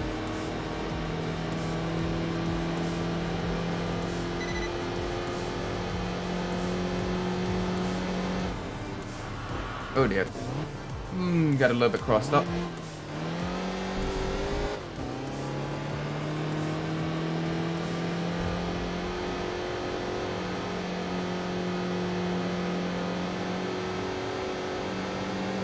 Trying to cause them to kind of get past us. Oh, okay, we managed to hold on to that lead. Just barely though. They're still right on the outside of us. Now only the inside of us. All right, let's get that lead back. We do have an advantage on the twisty bits because we are lighter. We are more nimble. We can keep the car nice in a straight line. We'll be good.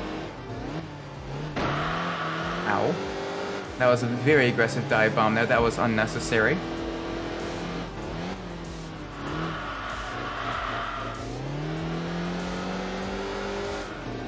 There we go. Nice and easy. Oh, we got the cross. We got the undercut. Can't quite make it work. That's fine. Now we got the undercut. Battling for position like proper touring car racing. Elbows out. There we go. Easy. Down a gear. Keep it in third. We'll have to balance with the rev limiter just a little bit, but that's okay. Engine can take it. Use a little bit of the curbs to keep ourselves nice and tidy.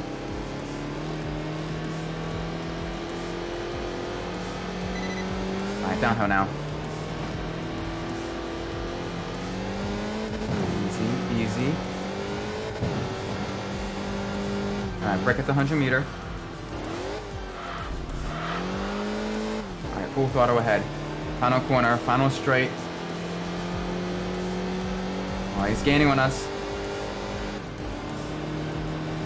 Come on, make it stick. Make it stick. First victory of the stream. There we go. Whew. Very nice.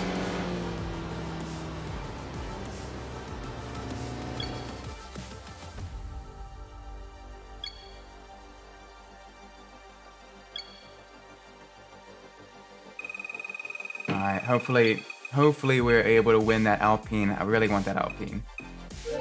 Got the Alpine. Very nice. We unlocked two very gorgeous classic rally legends in a single stream. Lancia Stratos earlier. Now with the Alpine A110. Very, very nice. And we've leveled up a vehicle as well. Also nice. Alright, hopefully this is enough for at least 2 levels. It is. Weight is now as light as possible, and it also is a little bit more powerful as well. Very, very good. Lots of points as well. Very good. That's going to really improve our ranking. And this little Datsun 510 is serving us well. It definitely is getting much, much faster now that it's been upgraded. Alright, see what else we can enter. Ooh. Freaking short. 34.3. That's not something we can even get close to winning.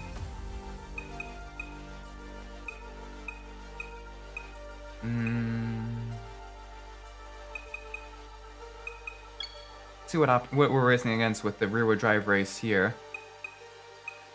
Jaguar E-Type, MR2, 180SX, CO55 AMG. We could probably pull a 4th place finish out of that. That CO55 is going to be very difficult though. But it is a much tighter, very twisty circuit. We'll give it a shot. We can have a bad race. We're in a position we can take some risk. Plus also, we might be able to win that Jaguar E-Type, which is another very, very nice car.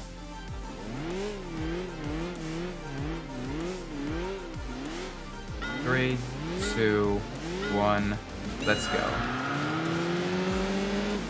Yes. Decent amount of power. Good launch off the line. Minimal wheel spin. Into the first corner. Very late apex corner. Very, very smooth. Through the hairpin.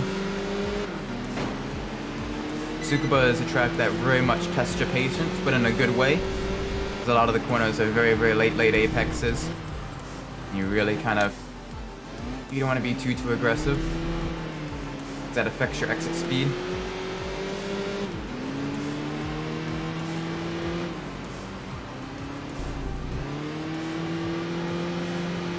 There we go, very nice.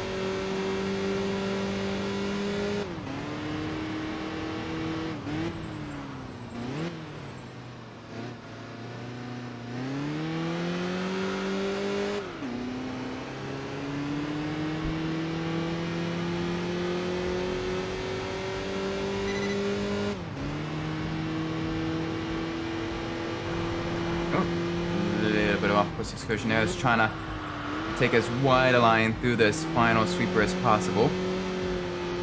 Game caught me out there just a little bit. Said I was being a bit cheatsy. Fair enough. Make sure we stay on track. Brake on this slight uphill section here, down in the second gear, late apex onto the hairpin. Tsukuba is a very, very fun track. Very flat, but also very, very fun. Very, very twisty, a lot of corners. Really kind of test your ability, and really good for kind of polishing up your skills and getting used to a vehicle. Very, very nice. And because the laps themselves are very quick, it's a very quick track to learn as well. I quite like Tsukuba. Formula E should race here. Especially because with Japan being fairly crowded and everything, I can't imagine them closing down parts of an actual city to hold a street circuit, especially when their premier, GT and Formula racing can't even get that to happen. They're all on purpose-built racetracks. So I would love to see Formula E race here at Tsukuba. Be a very, very good track to have them on. A lot of very tight, twisty bits. A lot of good overtaking points. They could probably use the motorcycle chicane as sort of the place to engage. What is it called? But to engage the extra power that they have to go through. Attack mode. There we go. Attack mode. To engage attack mode, they can go through the motorcycle chicane, sort of make it like a rallycross race where they're taking a Joker lap. I think that could very much. I think that could work quite well. Only downside is Tsukuba itself is a very, very busy track, with races kind of happening pretty much every single weekend there. So I don't know how easily there would be for Formula E to get a slot in the calendar, but it's possible. With the very, very short track as well, it would be very, very good for the fans, being able to see the cars go past multiple times.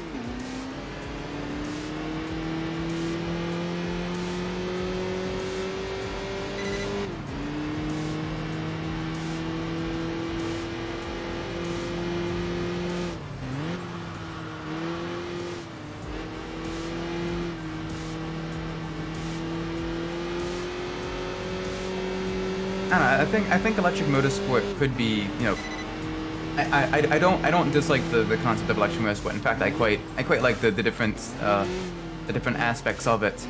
But I think they definitely need to kind of get rid of some of the gimmicky aspects, though. Like the fan boost definitely should go from Formula E, and they definitely should focus on more. I think they need a good balance between street circuits and permanent racing circuits. Especially street circuits that other racing vehicles also race on as well. Be really good to kind of, got a little cross up there. Be really good to kind of get a good idea of just where their strengths and where their weaknesses lie. Because when they're racing through like a convention center at some airport track that no one else races at, it's kind of hard to get an idea of just how fast these vehicles are unless you're actually there in person.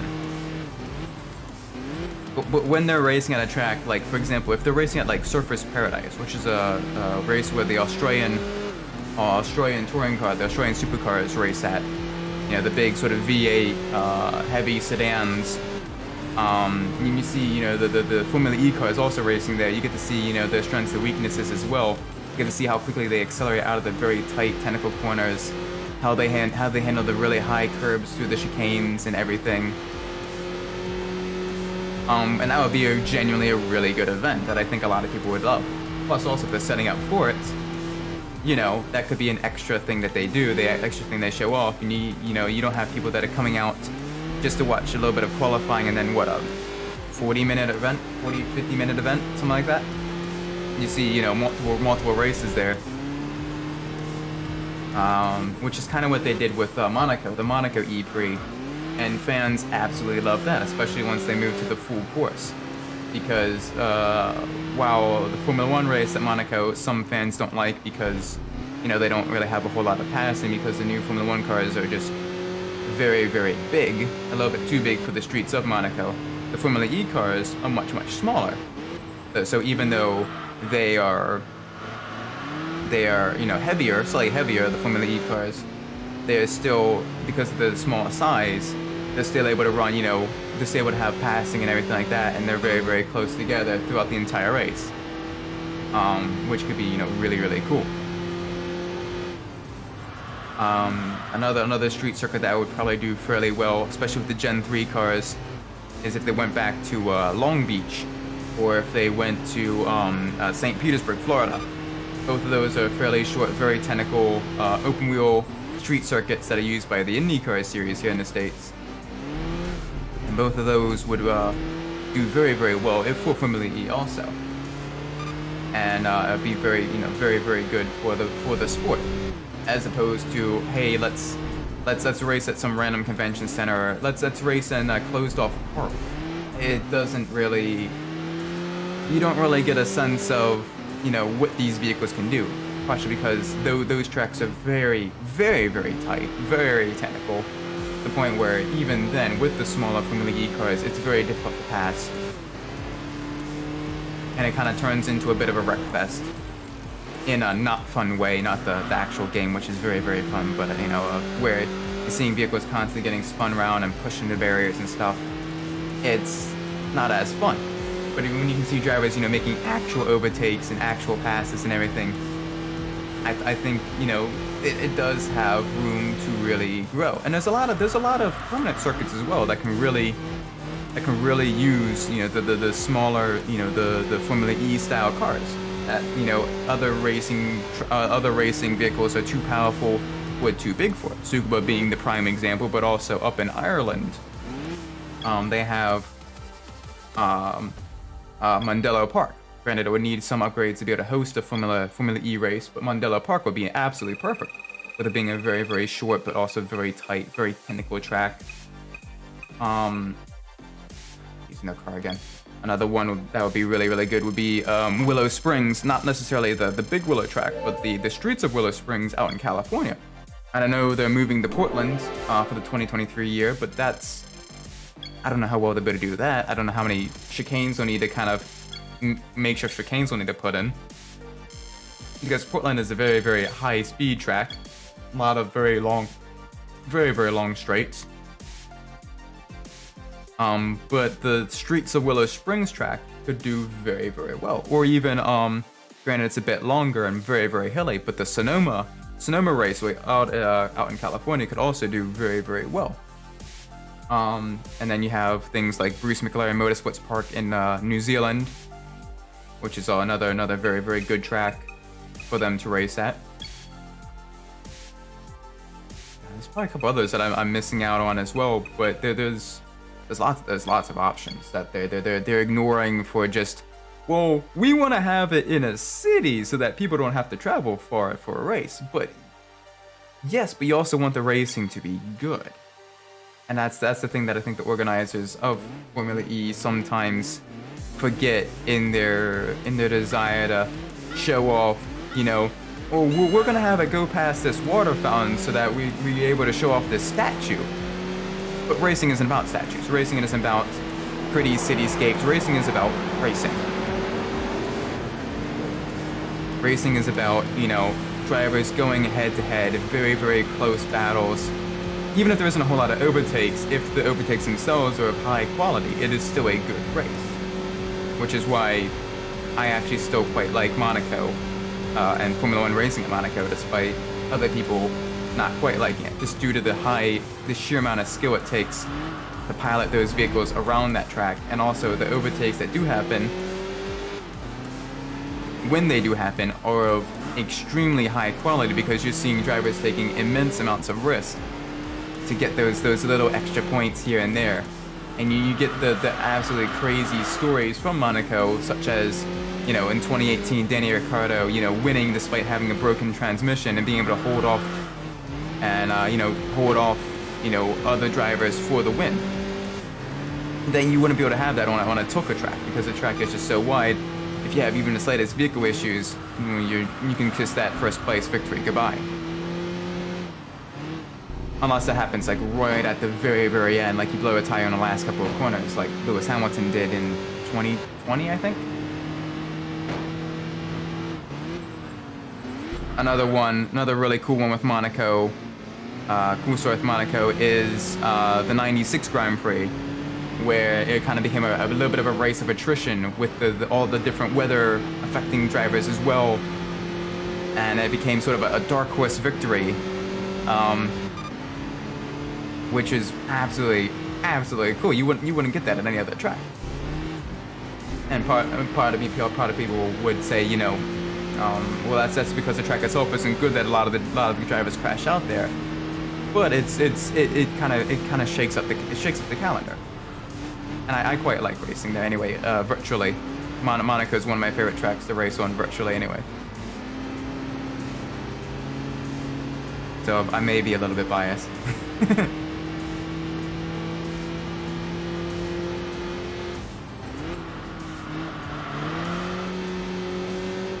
Yeah, like Vettel's battle with Pierre Gasly back in 2021. Granted, if you watch Nerd.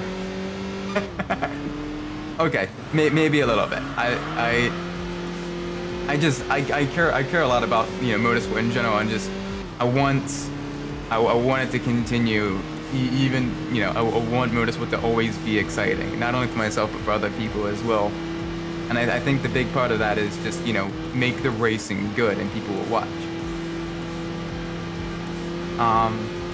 That's why I'm here. Oh, if you're coming for good racing, you're in the wrong spot. I am not a good driver. I am more an enthusiast than a racing driver. I try though, but I am not. Oh, you should have seen some of the truly dreadful driving earlier. That was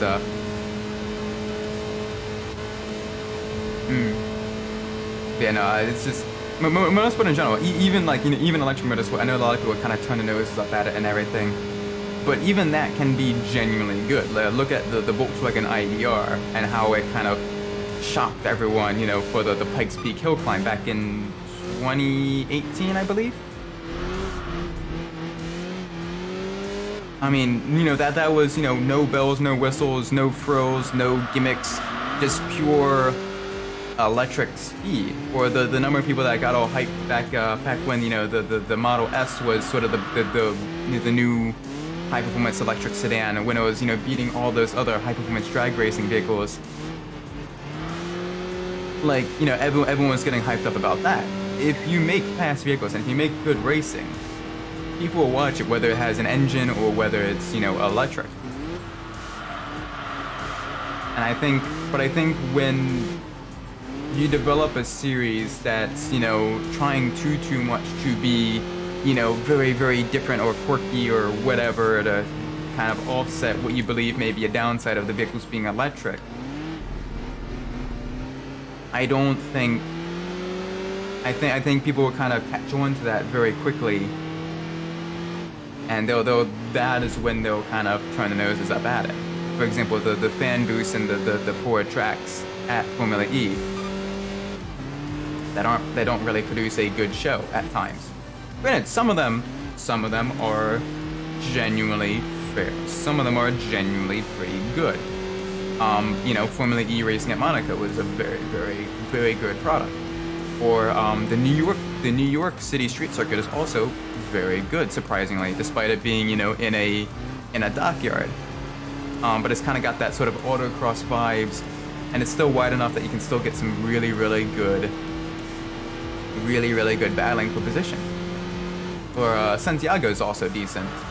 But then there are some like at the Berlin E-Prix or the London E-Prix where it's very, very tight in kind of a flat area that isn't really all that unique, and it's just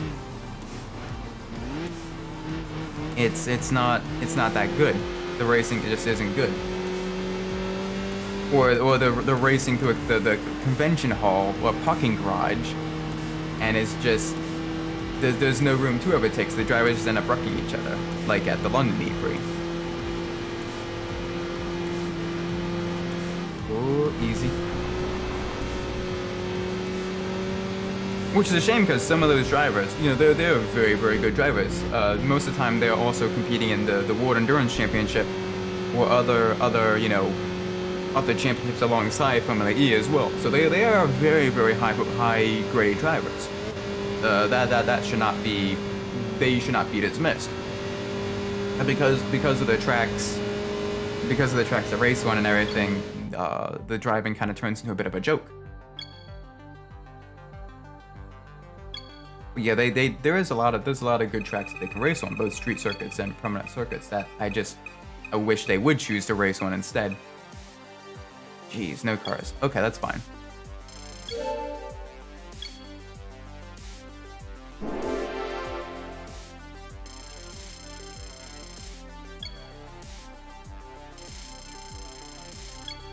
Alright, very nice, very nice. Oh wow, our ranking is very high. We're rank 7. If we were in a faster vehicle, we might actually be able to, if we were in a faster vehicle, we may actually be able to kind of compete with some of the other drivers in the RS ranking races. That is not the case here with that 32.5. Alright, let's see what premium sedans we have going for us. Since we've leveled up our little Datsun 510. I've got 3 different choices here. We have the Audi A8, 4-wheel drive, V8, 330 horsepower, Jaguar S-Type R, front engine rear-wheel drive, supercharged V8. Very, very nice. And we've got the Toyota Celsior. Also very, very high performance, naturally aspirated, very powerful premium sedan. We got 3 different choices. So let's get this up. Alright, between 1 and 3. 1 being the Audi A8, 3 being the Toyota Celsior. 1. Okay. Interesting. That's fine. So that's the Audi A8. Very heavy, but high grip, 4-wheel drive vehicle. Should serve us well. A lot of different choices here with regards to colors.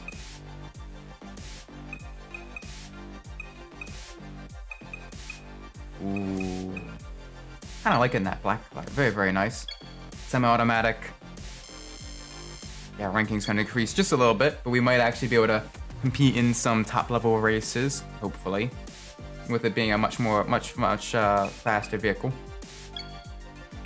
Let's adjust the suspension just a little bit to make it just a little bit more lively.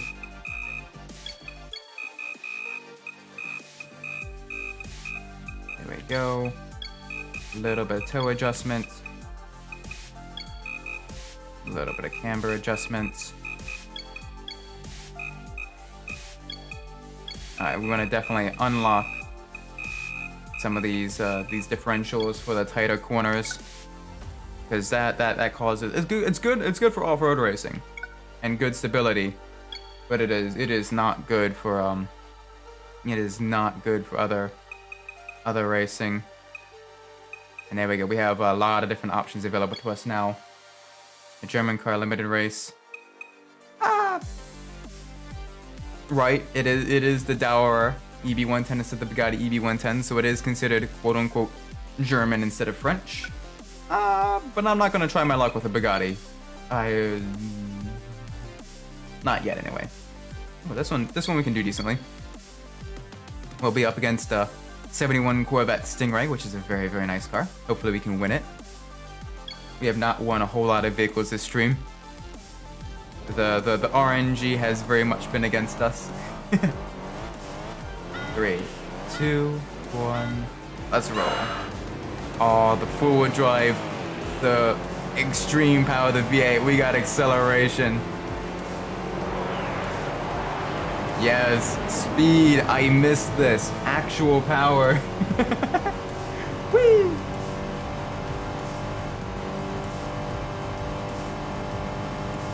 Very, very nice.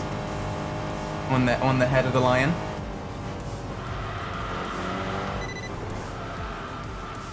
Oh, it's so smooth. Power delivery is so smooth. The braking is so smooth. Cornering is perfectly neutral.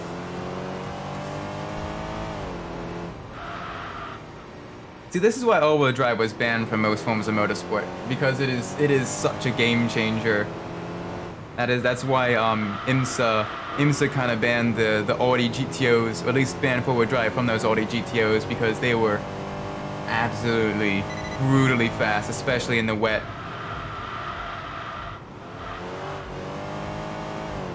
Wow. Oh man, we're even beating the Impreza STI as well. This is brutally fast on the straights. Nice smooth acceleration out of the corners. Easy. Don't want to get onto the throttle too early because that's going to cause us to really understeer.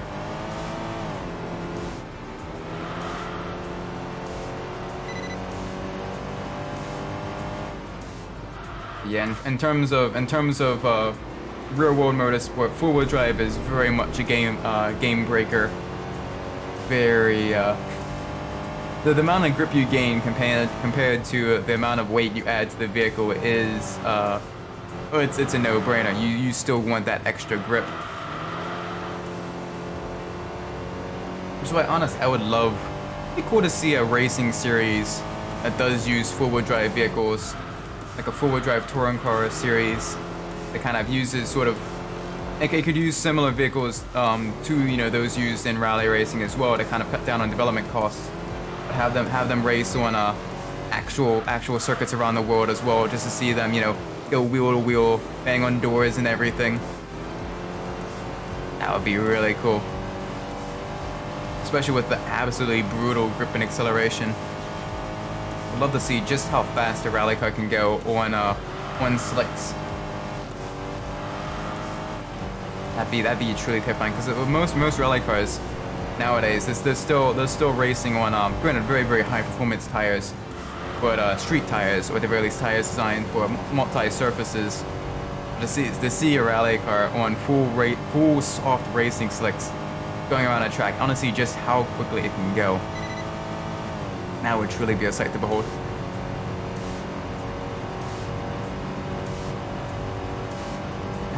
That Subaru is challenging us just a little bit.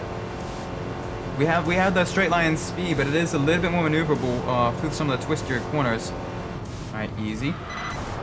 Oh dear. Try to carry a little bit too much speed into those corners. I have to remember, despite the grip this vehicle has, it is also very heavy. I gotta watch out for that.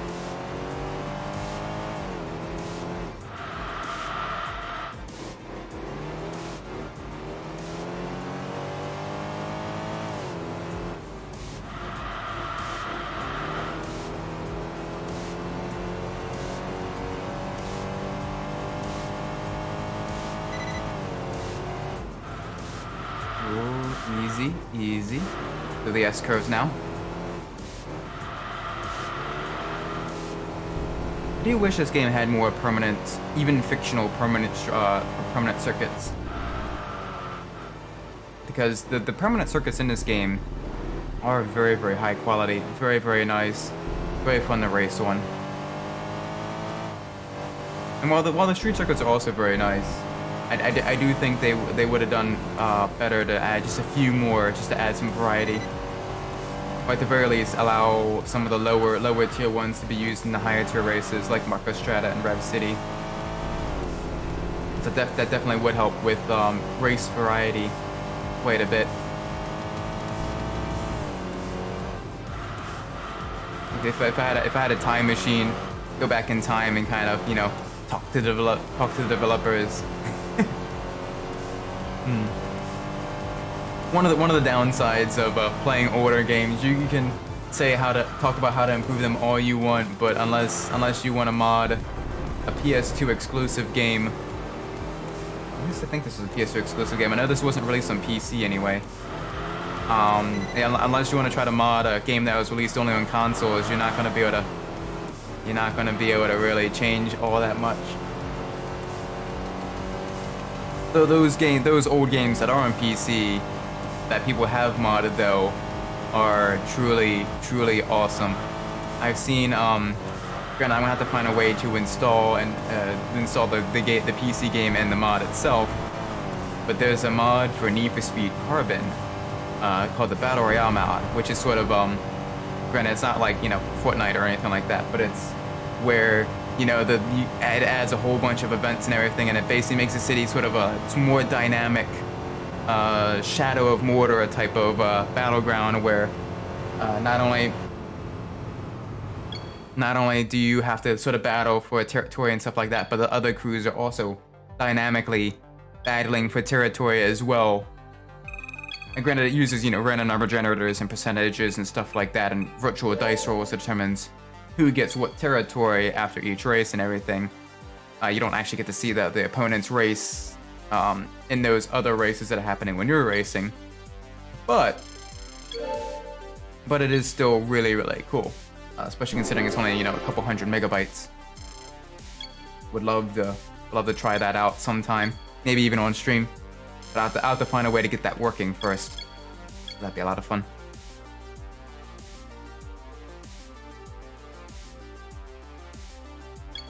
Alright. Got another victory there. Very, very good. Ooh, the Adriatic Midnight. We might actually be able to... Ourselves versus the S-Type. We got us. We're four-wheel drive, we're on wet. We have an advantage.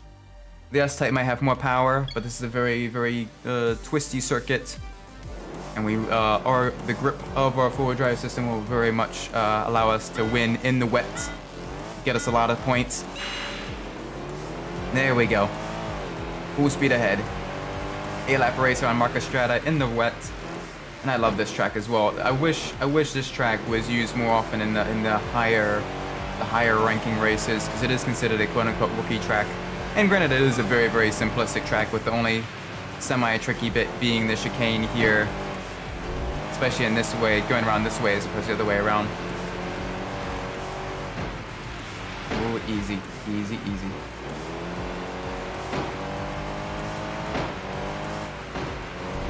Oh man, battling for position. Two very, very luxury, heavy four-door sedans.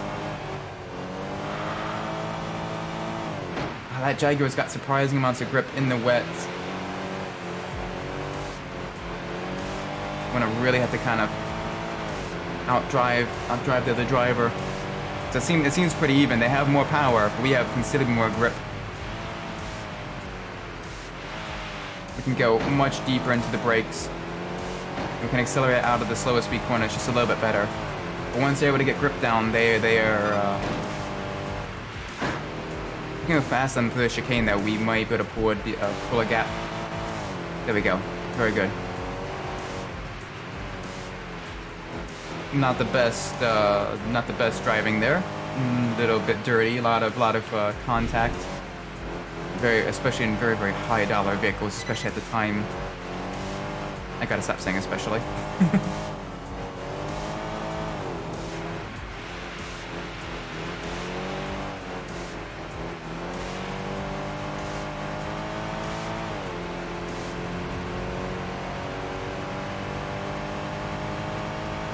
Nice and easy, nice and easy. Onto the brakes.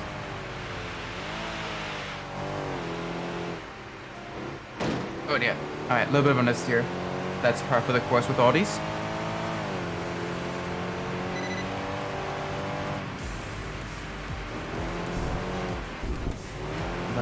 Use a little bit of the curbs there. Yeah, we're much, much faster than the AI through that chicane.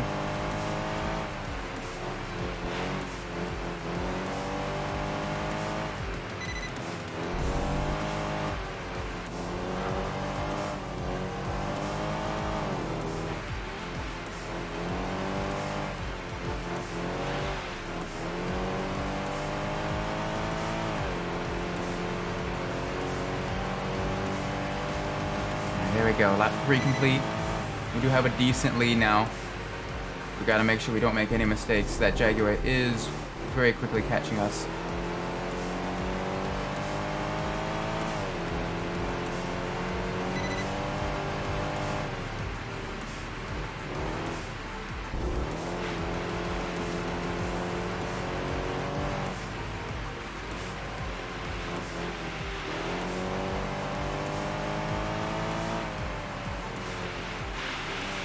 Oh dear, understeer. A lot of understeer there.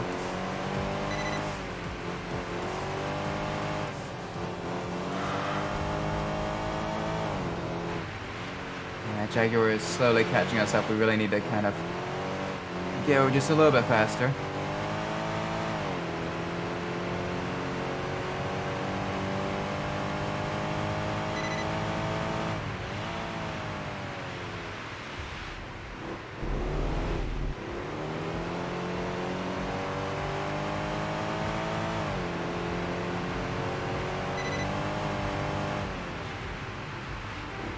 The chicane, nice and easy. A little bit of curbing there. Gain just a little bit more time each time we do that, which is good because it offsets the time lost.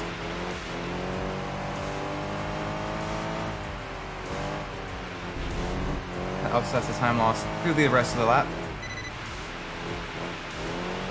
Ow. Another bump. We're really not going to be able to upgrade our vehicle all that much with all the vehicular collisions, all the wall collisions as well.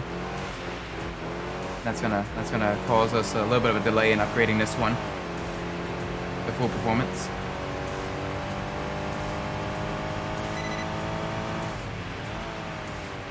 Alright, nice and easy.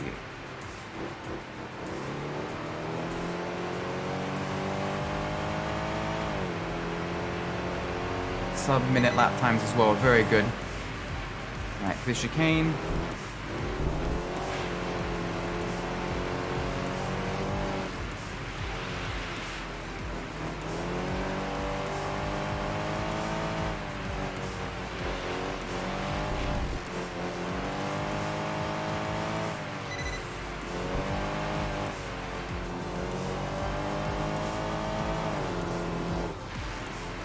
Back again to the left.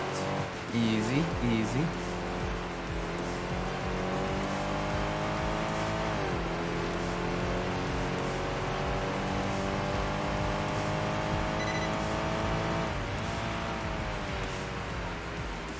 Easy. There we go. Nope. Gosh, this car is very heavy. It does not like that corner there. Granted, we're trying to take it way too fast. We need to go just a little bit slower.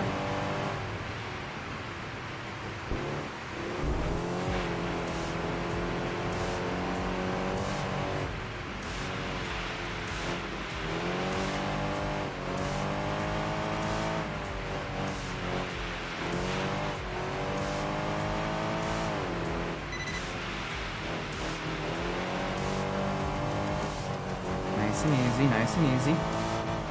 Back again to the left. We're about to start our final lap.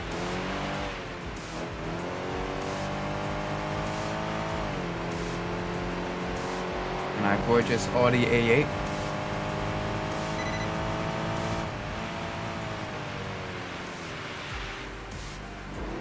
Get turned in. There we go. No understeer that time around. Or at least minimal understeer. Little tippy tap of the brakes, get it turned in.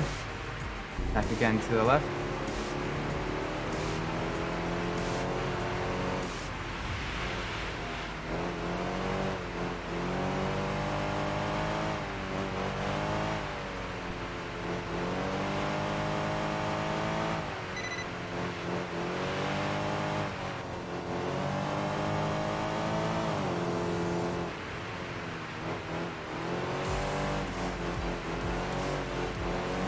There we go. Final straight and across the line. Here we go. Here we go. Nice. That's gonna give us a lot of points. Give us a lot of points. That's good. Very, very nice.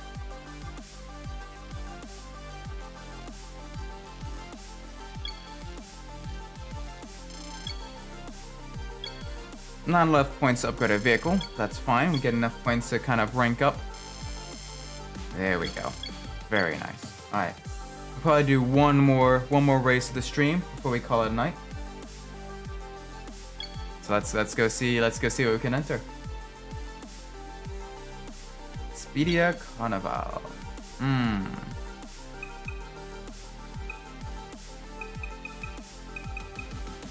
Got a decent shot there. Let's see what else we have. German car race, low end steering challenge, ultimate match, Pacific challenge. Yeah, let's do it. Speedier Carnival. Why not? On the Indianapolis, but the in-game fictional version of Indianapolis Motor Speedway. Totally not Indianapolis, totally just some other 2.5 mile rectangular shaped oval with 9 degrees of banking on the corners. Alright, use that forward drive, get us a good launch.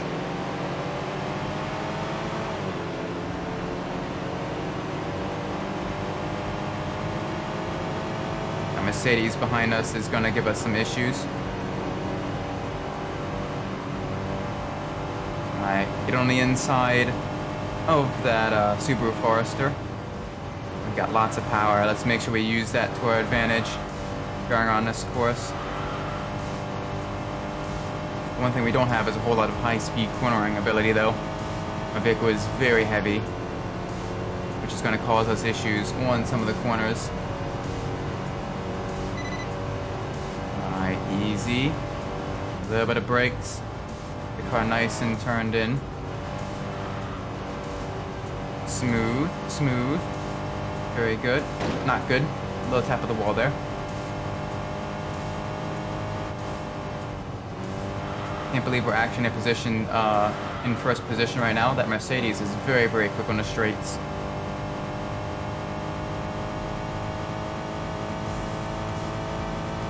Up in the 5th gear. I'm on you, Audi. I'm on you, gorgeous long boy. A little tap of the brakes, get it turned in.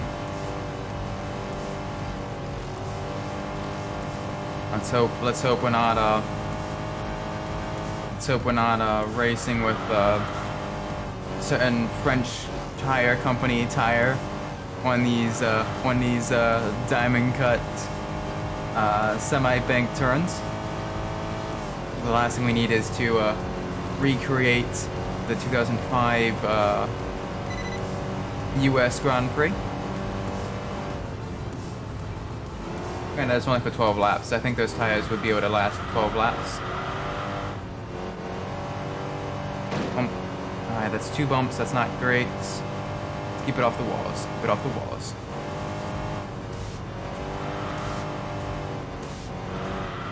Nice and easy.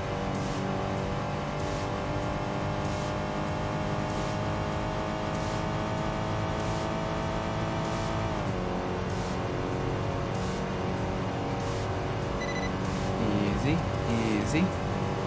Well, tap of the brakes. Get it nice and turned in.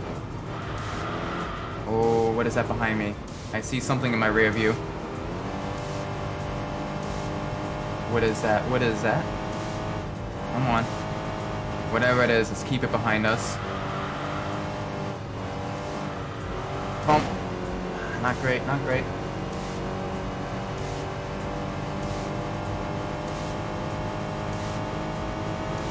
We gotta keep it behind us. Oh, that's that SL600. 2 German sedans racing around fictional Indianapolis. Oh, that SL600 has much more power than we do.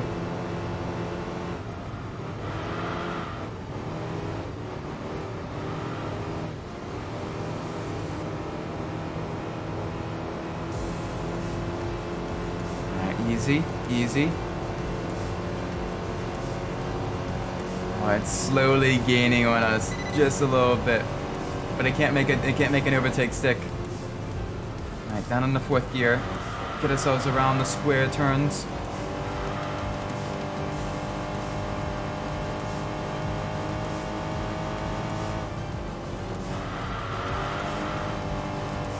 Easy. Oh, that's gonna run wide. Oh, that's gonna cost us some time. That SL600 is gonna gain just a little bit more on us. Granted, in real life, that would have been race over. No matter how durable your vehicle is, a collision at that speed is very much race over. And that is why I am not a racing driver. Partially because I am way too prone to overdriving most of the vehicles I'm behind the wheel of in most racing games. And also because, well, I'm just not that great. I'm not that fast.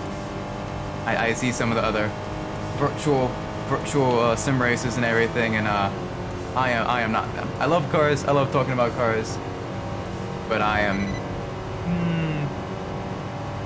I might be able to eventually keep pace with them. Not like that though. That's gonna cost the position. That's fine. We'll get into this slipstream. Get right into this slipstream. We've got this. So let's tap the brakes, get it turned in. There we go.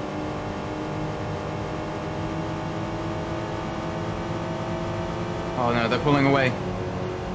They're pulling away. Easy, easy, easy.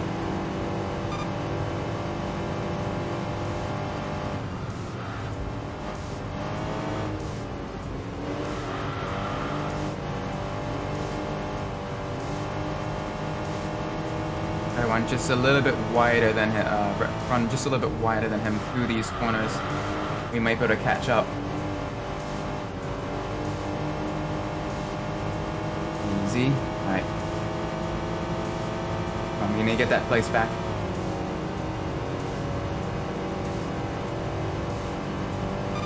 About a second behind. We're losing the slipstream.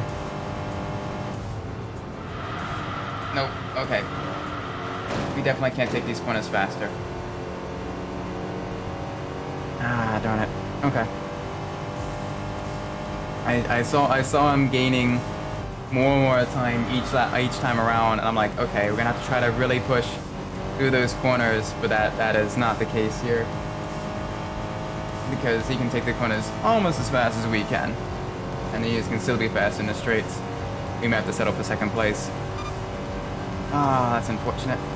Especially on a high-speed track like this, we can just see them pulling away from you on the straights, and there's not much you can do to catch them. Especially if you're doing stuff like that. That is absolutely the wrong way to go about this.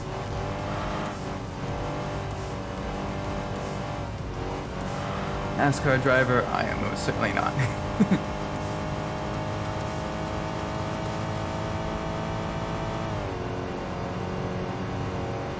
9, 10. Yeah, that was a slower lap as well. They equaled. Yeah, we were holding him up for those first couple of laps. Good second place finish though. That's respectable. Let's focus on getting the car home clean though.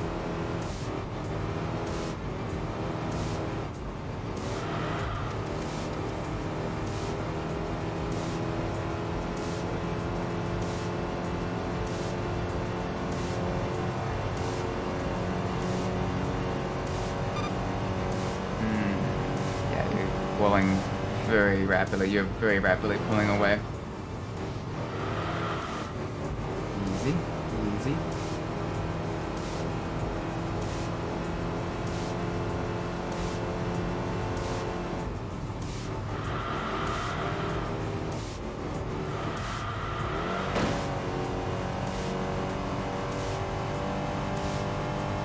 All right, 5 to go.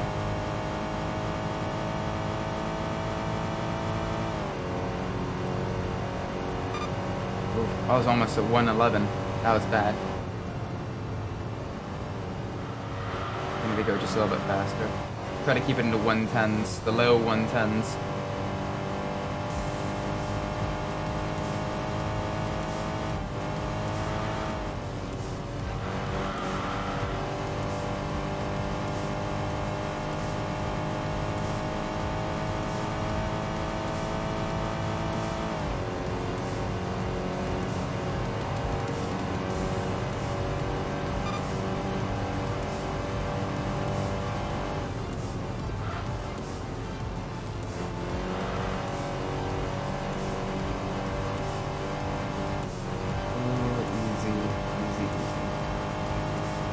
Keep this off the walls. We'll at least have enough distance covered and a points playing position that will allow us to upgrade our car, which is good.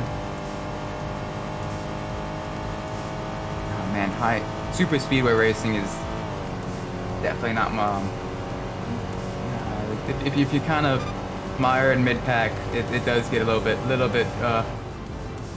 bit sluggish. And most of if you're mired with like next to no one to work with or race against, it is a little bit sluggish, a little bit of a slog. Why of the oval racing, I generally prefer short track racing. Love a lot of the short track stuff. Always fun, especially races at things like, you know, Richmond or Martinsville. Very, very nice.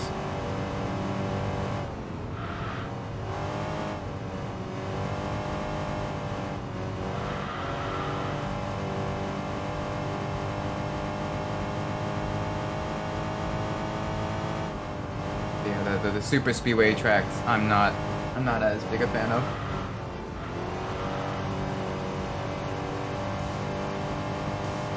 Granted, I understand the appeal, you know, having, you know, multiple cars racing within inches of each other, you know, at those speeds, you know, is truly, you know, exhilarating. It's just when you're not within that pack, it is very kind of sluggish, a little bit boring. I apologize. I can't really catch up with first, and the rest of the pack are very far behind.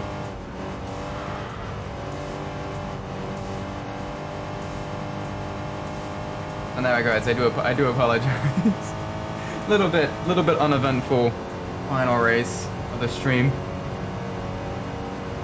But it will be enough to kind of allow us to upgrade this vehicle, and we'll still get a decent amount of points for second place as well, which is good.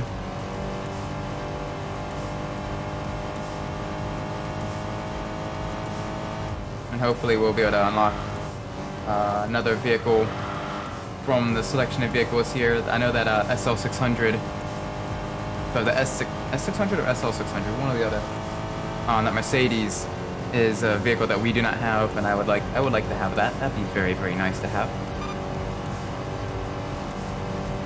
But any additional vehicle we unlock, just so we can keep on going through all the different vehicles, steadily upgrading them all to level 10. That'd be really cool. That's going to be the end goal of this sort of playthrough. It's just every vehicle, all level 10. There's some really slow cars that are going to be very difficult to level up though, like the Subaru 360 or the Citroen 2CV and the original Volkswagen Beetle. Those are all going to be very, very difficult because there isn't a whole lot of vehicles that are at that pace, especially not in the higher ranking races. So we may have to save those for like last. Or close to last. Oh, gosh, this is dreadful. Keep having collisions with the wall. We're not going to have enough points to upgrade a vehicle.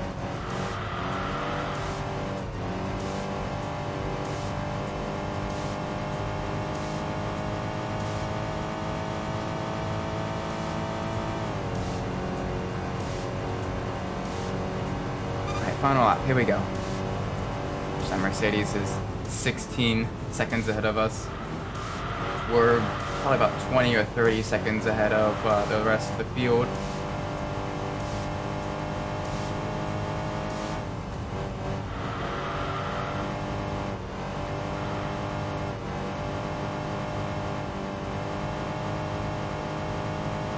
Alright, onto the back straight. 2 more corners.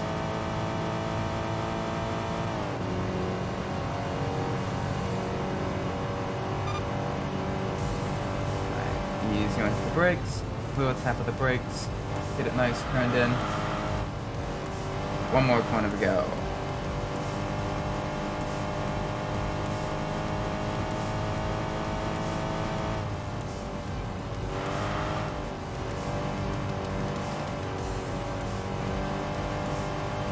There we go. Alright, final straight. There's the finish line. Cross the bricks.